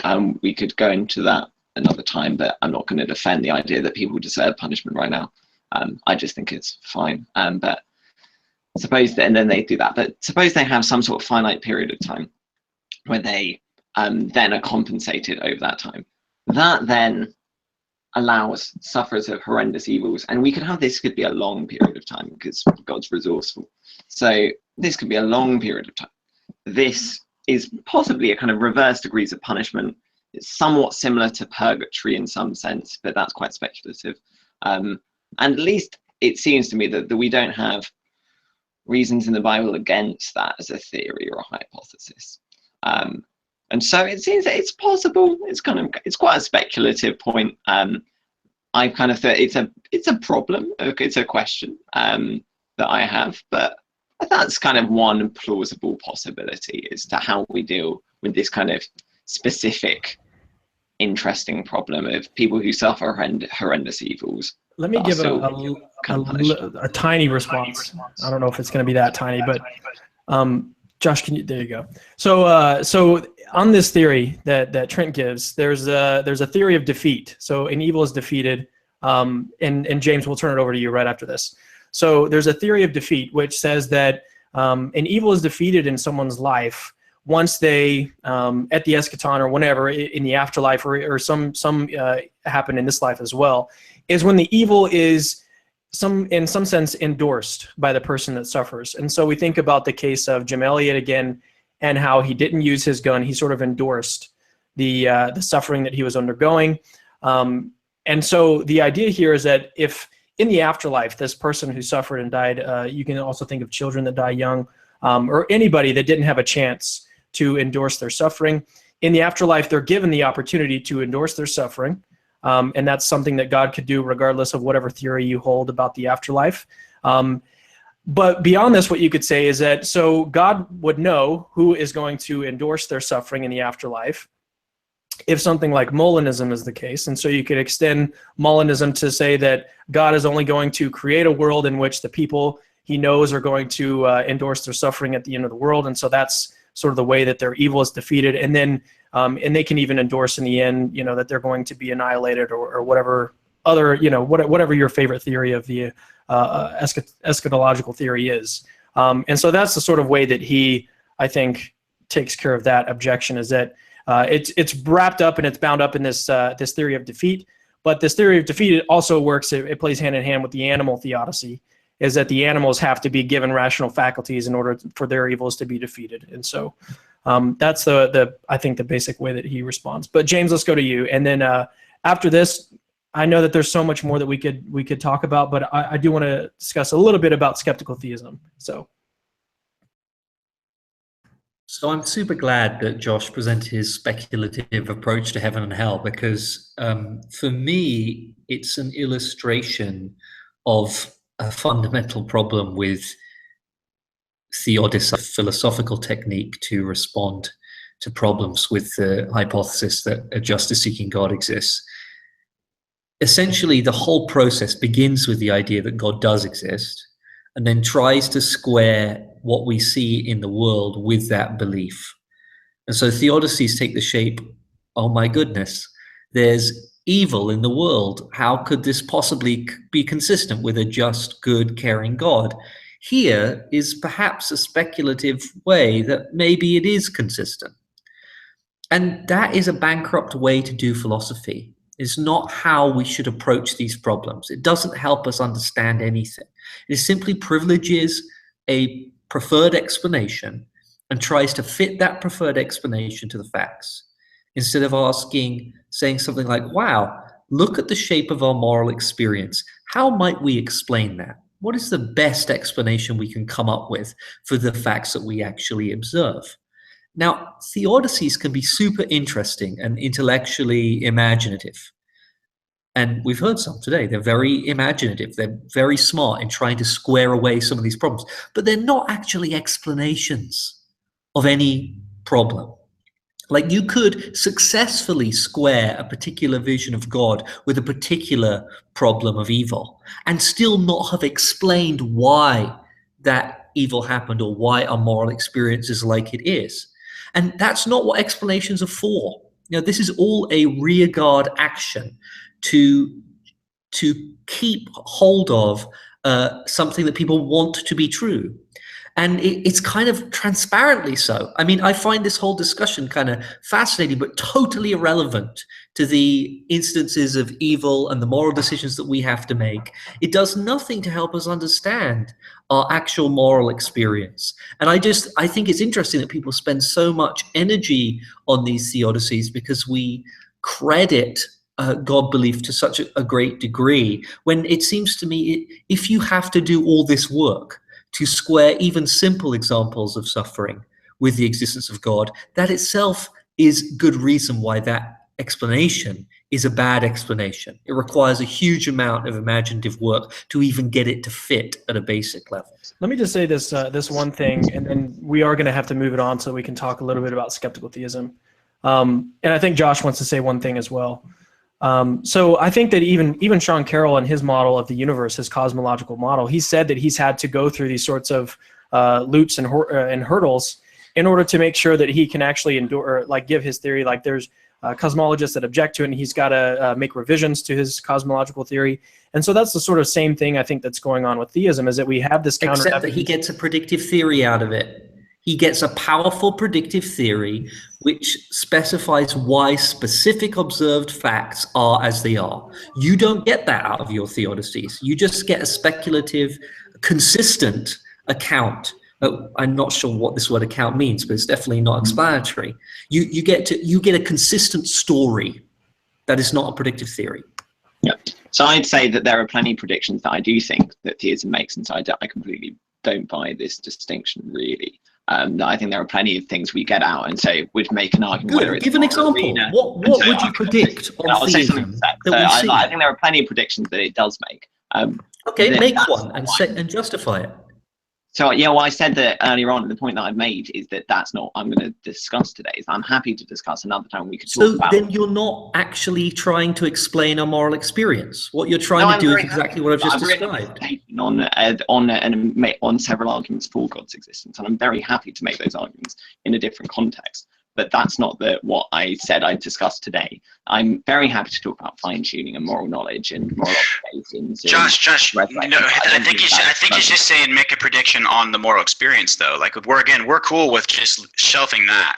But to give an example of something that you think is better explained on theism than atheism with respect to moral experience, just for for shits and giggles. Sure, I'm happy. I'd have to say that the fact that moral agents exist at all. The fact that moral agents exist at all is huge. And the fact that fine-tuning has occurred in a certain way, whether if you looked at it from a cosmological perspective, whether you looked at it from the fact that we have moral knowledge at all, is massive. The fact that there are moral obligations that we can access, that they are a certain way, that they are pretty stringent, the fact that we can access them, the fact that... Well, let's focus on one of those. What do you mean by moral agent? Exactly. Moral agent. Someone who has more access to moral knowledge is able to interact freely for good and evil in some sort of way. And so I can, if I was looking at it more clearly, that I could lay that out in more better sufficient conditions and stuff. But yeah, the fact that they have moral knowledge and all that they have moral knowledge, can interact in particularly rich ways, that takes place over a significant period of time is interesting as well. The fact that reality persists at all is very interesting to me. That Joshua Rasmussen has made an argument to that extent, that the fact that we observe a persistent reality is interesting. So there's plenty to say on this kind of thing. So it's not that I absolutely don't buy that theism is not making predictions about the world. It's just the point that I want to make, that when responding to supposed counter evidence, that my burden is not then to say that theism explains it better. No, I think it is. I think that's a mistaken epistemic position. To say that you can respond to criticisms of how a theory under-explains or incorrectly explains observed data without saying how your preferred theory does it better is, I think, absolutely wrong. Simply demonstrating the consistency of your preferred theory with the facts does not demonstrate that it is a good explanation of the facts. There's a clearly different epistemic levels that you have to meet, and you should meet the latter, because naturalism is a very good predictive theory of the facts. Right. So one of the things that I brought up in soul building was the fact that we do have this. Well, at least when we give these examples of these people who went through these different situations and their souls were able to, their characters were able to be built. When we think about and reflect on these scenarios, these situations, like Jim Elliot, we were able to sort of see that these love manifesting virtues are actually really great goods, and so that would actually motivate the theory. It's not that it's just this theory is consistent. I also gave some reasons and evidence to think that theory is true. But I want to move on now to skeptical theism, because I mean we could discuss every single one of these topics. We could discuss forever. So I do want to move on to skeptical theism so we can discuss it at least a little bit. Roughly, the idea of skeptical theism is that basically we should be in doubt, or we don't know whether the goods that we know of are representative of the goods that there are. And so we should be in doubt about whether we know that God wouldn't have a reason to allow and permit this because there isn't some great justifying good that justifies, whatever particular instance of evil that we're discussing. And so with skeptical theism, there's a bunch of different versions of it. I know that Josh himself endorses a kind of positive skeptical theism. I want to turn over to you, Josh, so you can give your sort of positive version, but then we can also discuss objections. I know Cory has some objections, and then James, if you have any as well, then we can discuss those. Yeah, I mean, I can explain mine quickly because I'm going to have to go in a second, basically. Just I've got to have dinner before I'm going out later. I'm afraid I'm going to have to love you and leave you all, however interesting this has been. Yeah, I can explain the idea is positive skeptical theism. Sometimes we talk about skeptical theism as a cognitive limitations thing and say that I'm just And I don't think that's entirely illegitimate. I just think that there are other ways of doing it sometimes. So the idea of John DePauw's positive skeptical theism is that he makes an argument that we can make predictions about certain second order goods that God could actualize if he limited our access to knowledge of the reasons he allows certain evils. So for example, we talked about soul building already. If we don't know the reasons that God allows seemingly gratuitous evils, that might allow a possibility for character building. Or for example, Joseph Butler talked about the way in which we might be able to undergo a process of inquiry into God's existence, or about just God's character, or a general intellectual inquiry in general might be improved. And other types of investigation, whether that's moral investigation or various other pursuits, might be enhanced if God limits our access in certain situations to the certain seemingly gratuitous evils. So that's maybe one of the ways that we could talk about skeptical theism, is that skeptical theism says that God doesn't allow us to know everything for good reasons. And that's not explaining why particular evils exist. It's instead explaining why we don't understand some of the reasons that particular evils exist. But yeah, I think I'm going to have to go on that. However interesting it is to be with you all the love. And I'm sure I'll see many of you again. So thanks for joining us, Jeff. Amazing. Cool. All right, guys. So with the next 15 minutes or so, let's sort of bite into this response and sort of get y'all's thoughts on it. Yeah, so first, just really quickly, and then I'll hand it over to James. I think Josh himself kind of highlighted an important point there at the end, which is that at best, skeptical theism doesn't explain why suffering does exist. It just explains why perhaps we don't see goods, justifying goods for the stuff. And so I'm not sure how much it really helps, or in other words, how much force it has against the sort of inference to the best explanation argument that we're making here. I mean, traditionally, you know, skeptical theism arose specifically, correct me if I'm wrong, Cameron, but arose specifically in response to William Rowe's probabilistic argument from evil. And specifically with, you know, in one of his premises, he was making this now controversial inference, this no-seem inference. And so I guess, again, I'm not sure how much it actually responds to the argument that we're making, in that, you know, we could hold that skeptical theism, or I could, how can I say this? James and I could accept skeptical theism, and it still may very well be the case that atheism better explains suffering and evil than theism does, even granting these epistemological limitations. And I would add further that, especially when one considers that there's sort of the flip side of skeptical theism, if we say that for all we know, God has reasons to allow seemingly gratuitous instances of suffering, then equally we could say, for all we know, this sort of being might have reasons to not allow, to disallow instances of seemingly gratuitous suffering. And since we can't presuppose that God exists, and therefore he has such reasons, it's maybe such a being, if it exists, would have reasons that are beyond the sort of intuitive reasons that James and I would point to whenever we're trying to discuss this. And so I probably did a horrible job of laying that out, but it's almost like these two possibilities just cancel each other out. And then again, I'm not sure what it actually does as far as move the conversation forward. What was the first response that you gave? I'm trying to think about. I was trying to write it down before you moved on to another one. Yeah. So the second one was that the unknown reasons might cancel each other out, right? That was your second response. The first one. Yeah. Help me. Yeah, I'm having trouble thinking of the first. My brain kind of conflated them, dude. James, do you remember? I think that we could actually accept skeptical theism. Yeah, right. Solve some sort of problem for the theist, but still claim, as we do. Oh, right. Okay. Not a good explanation of our moral experience itself. And I think that's a point to hit home, because it seems to me that skeptical theism is a very particular and obvious type of special pleading, trying to make a virtue out of what is actually a deficit in the theist's case. So essentially the theist is saying, well, we've been trying to square our moral experience with our idea of the existence of God, but we can't do that. But there are good reasons why we can't do that. And so we've saved our idea of God.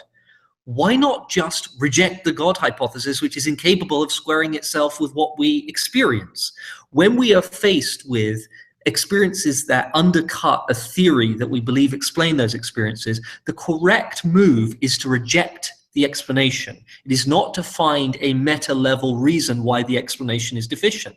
This is a very nice illustration of the problem of theodicy I was talking about before, which is that it is a rearguard action. It is not an honest attempt to explain our experience. It is an attempt to rescue God belief from our actual experience.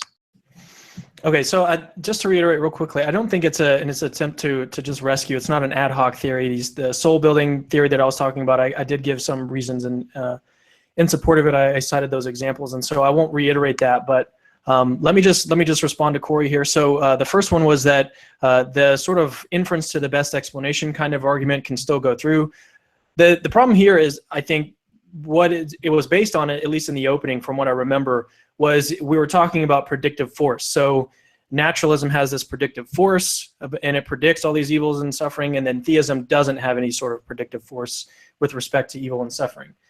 So, and so skeptical theism, you could actually grant it, but then since naturalism still has this predictive force, then it's still the better explanation. Even if we grant that theism doesn't predict, or we don't know whether theism predicts it, since naturalism does predict it, then it's still a better explanation. In response to that, and I'm trying to think of the response that I just had in my mind. I actually was reading a paper by Daniel Howard Snyder about it. And so the idea here, I think, would be to say that, well, first of all, I've already responded. I don't think that the evidence is actually predicted on naturalism unless we include evolution in our background knowledge. But if we do that, then any hypothesis predicts the data.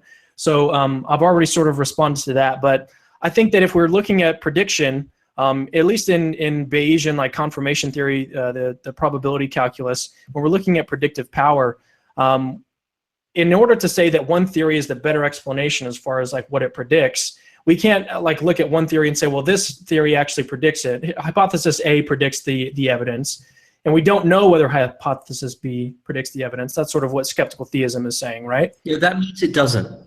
Right. So, well, we don't know. Right? There's no difference between we don't know if hypothesis B predicts the evidence and hypothesis B doesn't predict the evidence. A prediction is. I think there is. If we don't have a reason at all, if we like so if there is no reason, like if these evils are actually gratuitous, then theism doesn't predict it. But if we're in the dark about that, or if we doubt that we have cognitive or epistemic access to all the sorts of goods that there are, if we have this doubt, then what we can say is that we don't know whether theism predicts the data. And so on the one hand, what we can say is that we don't have a theistic account that predicts the data. Right. So we'd say we don't know. We don't know. Now, you have some reasons why you don't have a theistic account that predicts the data, but you still don't have one. Well, you're trying to give a reason why you don't have one, and that is not. We have an alternate explanation that predicts the data. Okay, so let me just try to get this point out and see if at least Cory, are you if you're following me on this? And so I'm following. You're just wrong. I mean, just to put it bluntly, it is not correct to make a distinction between we don't know whether this hypothesis can predict observed data or not, and this hypothesis does not currently predict observed data. If we cannot use the theory to predict observed data, it does not do it.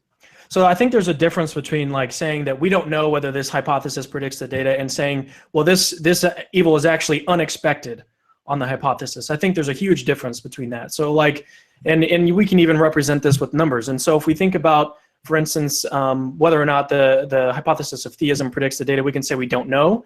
And so maybe we put like a 0.5 on it. But if we say it actually doesn't predict it or it's unexpected, then we put what, like a 0.0001 on it, right? But that's completely different. Skeptical theism actually says that probability is inscrutable. We don't put numbers on it at all. I'm just giving an example of what it would look like. So there's a difference between saying we don't know and we're sort of in the dark about it. There's a difference between saying that and saying that this hypothesis or this evidence is actually just unexpected on the data. Yes, there is a difference between those two things. That's actually different from what you were claiming earlier. which was saying that there's a difference between saying we don't know if it predicts the data and whether it does or does not predict the data. Well, so skeptical, yeah. If we don't know whether it can predict it or not, is as a practical matter, we cannot use it to predict anything. Well, so it'd be inscrutable. But, yeah, the point that I'm responding to here is whether or not we can still use this sort of inference to the best explanation. So in this what use case. would it be? What use would what be? If we are able to prove without any doubt that we are incapable of determining whether the theistic hypothesis can predict certain aspects of our moral experience, what use is that as a theory? What do you mean? What is theism? What do you mean? What does it help us understand? Right. I don't want to get dragged down these rabbit trails. This is what we're doing. We're trying to provide explanations for things that we experience. So what good is a theory that we don't know whether it's good or not? So what I'm trying to do is explain why the original argument that you guys gave at the outset doesn't work if skeptical theism is true. And so what I've said is that the better explanation, we can only say it's a better explanation if we know, on the one hand, that naturalism predicts the data, which is what you guys argued. I dispute that, but let's just assume that's the case for the second. That naturalism actually predicts the data.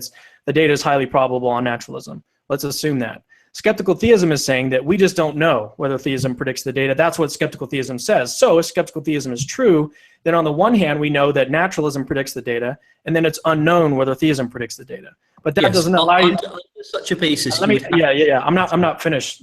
You would have to choose naturalism.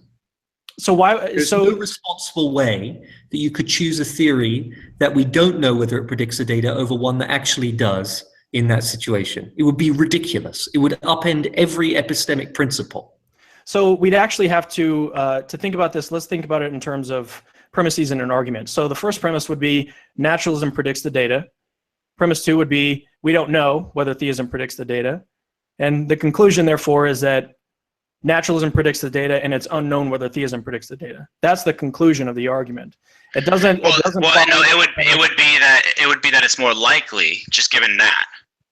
No, it wouldn't. The former. That doesn't logically follow, though. So if we're looking at it in terms of we have a usable predictive explanation and we have an unusable unknown explanation. We have to use the former.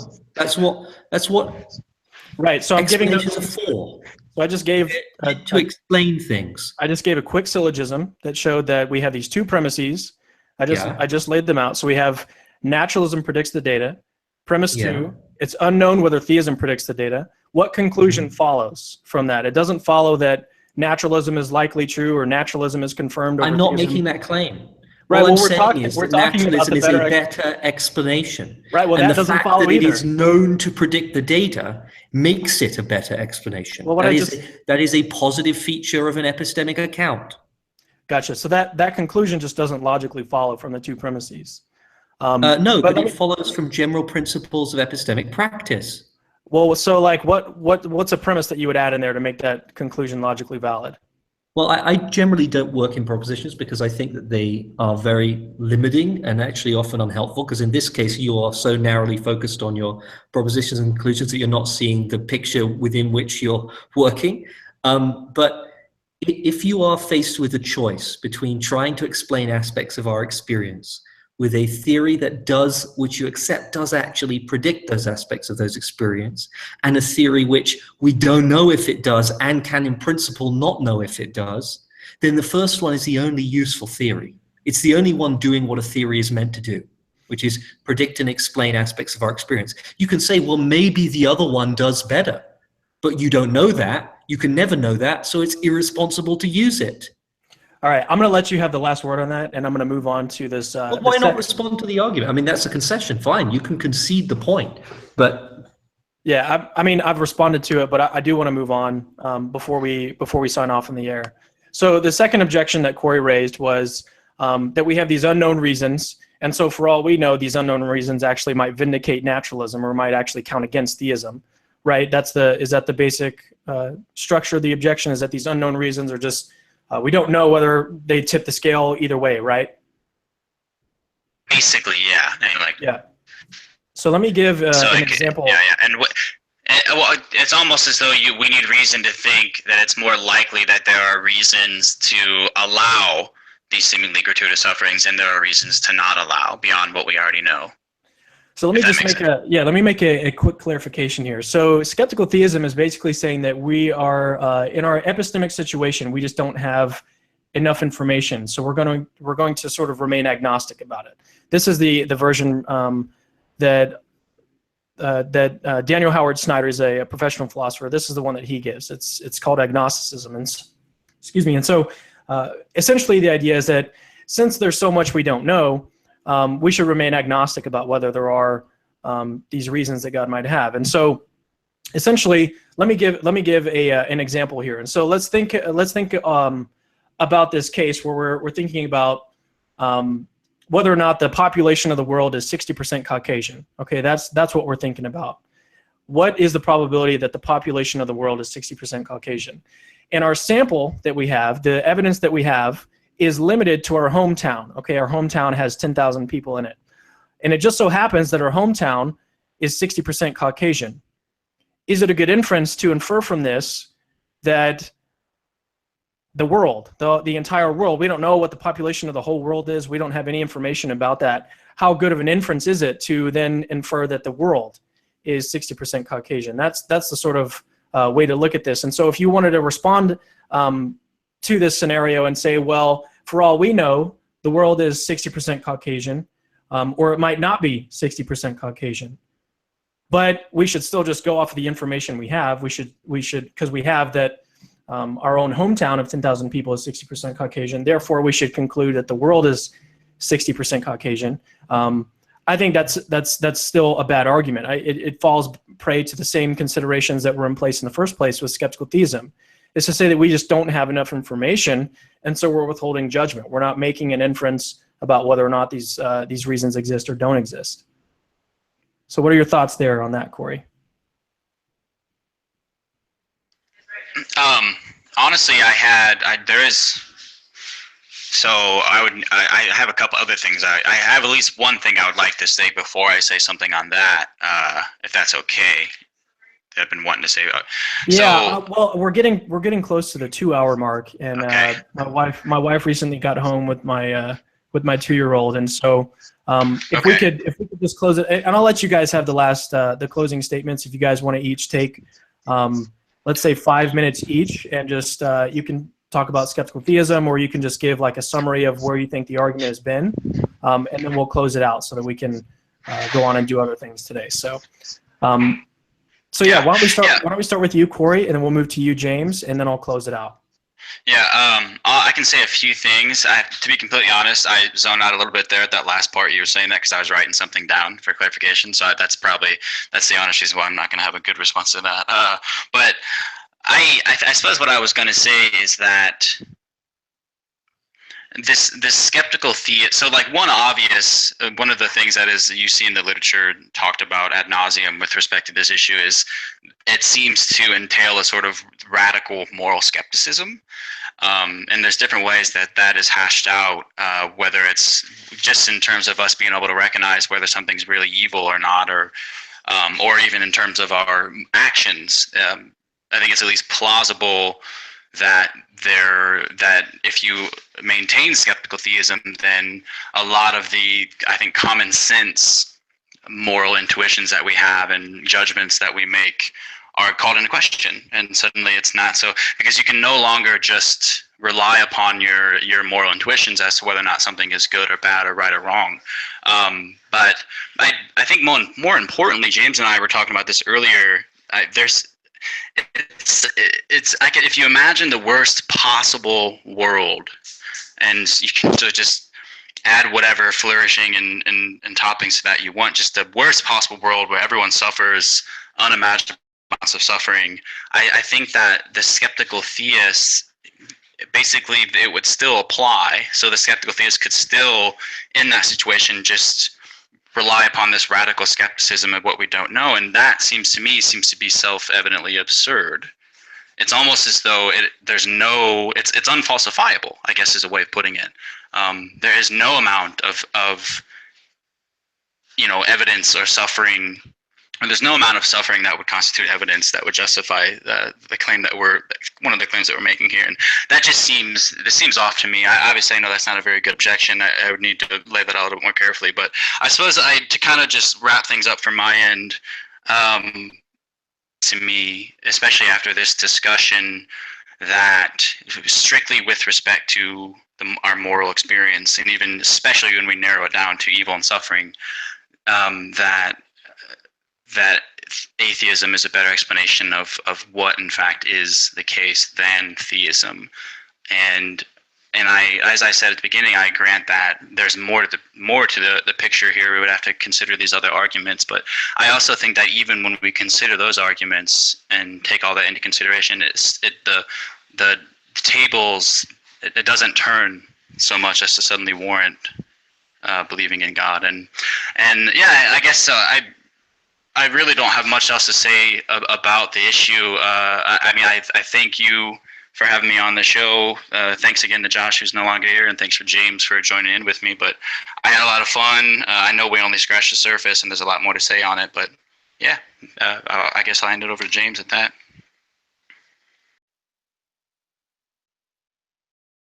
Yeah, I guess I don't have a huge amount to say about skeptical theism, because I think it's part of a bankrupt intellectual project. And I don't say that to be dismissive of all the work that theologians put into these arguments, but to point out that it really isn't in service of any useful epistemic end. Like if you had really good reasons to believe that God existed prior to encountering any facts of our moral experience, then I think that the facts that we do encounter in the moral arena would give some trouble to that view, right? That you would have to do all this work, which theologians are always doing, to try and square what we actually experience in the moral arena with the belief in an entirely just and good God. And I can understand why there's so much effort to do that, because people want to continue to believe in God, and they find it difficult to justify that particular vision of God given what we experience morally. And I agree, it is difficult. But in my view, this is just not how we should go about making explanations for things. We should look at our moral experience as it actually is, take full account of it, all the moral intuitions we have, all the ways that human beings treat each other, all the ways we tend to think about that. And there's huge bodies of literature in cognitive science and psychology, increasingly in neuroscience and anthropology, which explore the actual contours of human morality, and then ask ourselves, what explanations could we come up with that really help us understand how human morality is how it is?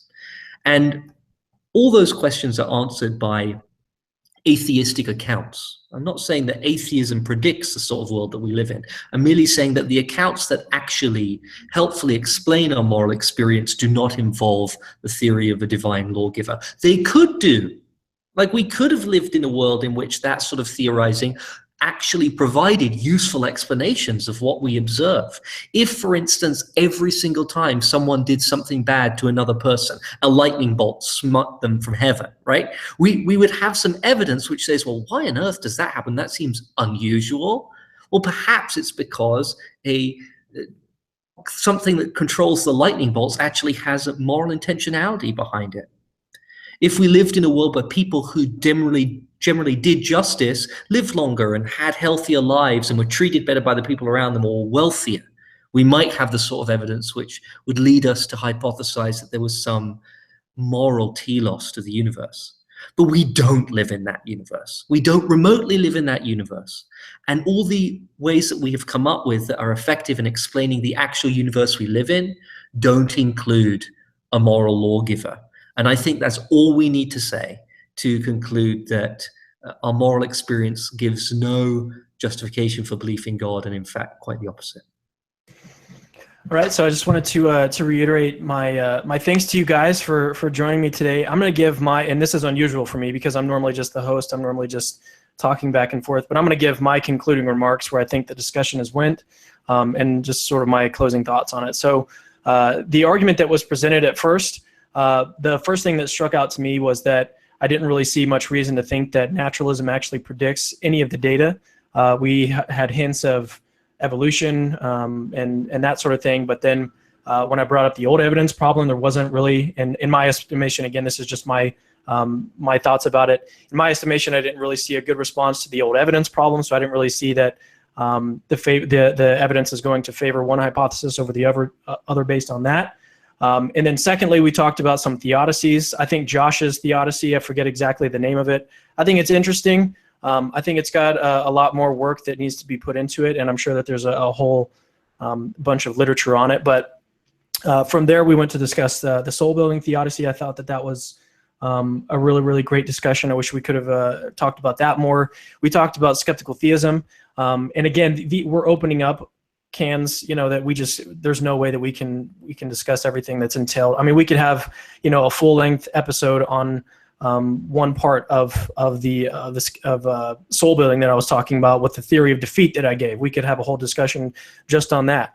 But so we talked about skeptical theism. I thought that was a great discussion. Overall, I really, really enjoyed it. These discussions, they every now and then they do get heated, but there's no ill will between anybody. We're all good friends. And so if you're watching and this was your first time watching, I wanted to just reiterate real quick that if you want to contact us and see what we're doing, capturingchristianity.com is the website. If you want to find us on Facebook, facebook.com/capturingchristianity.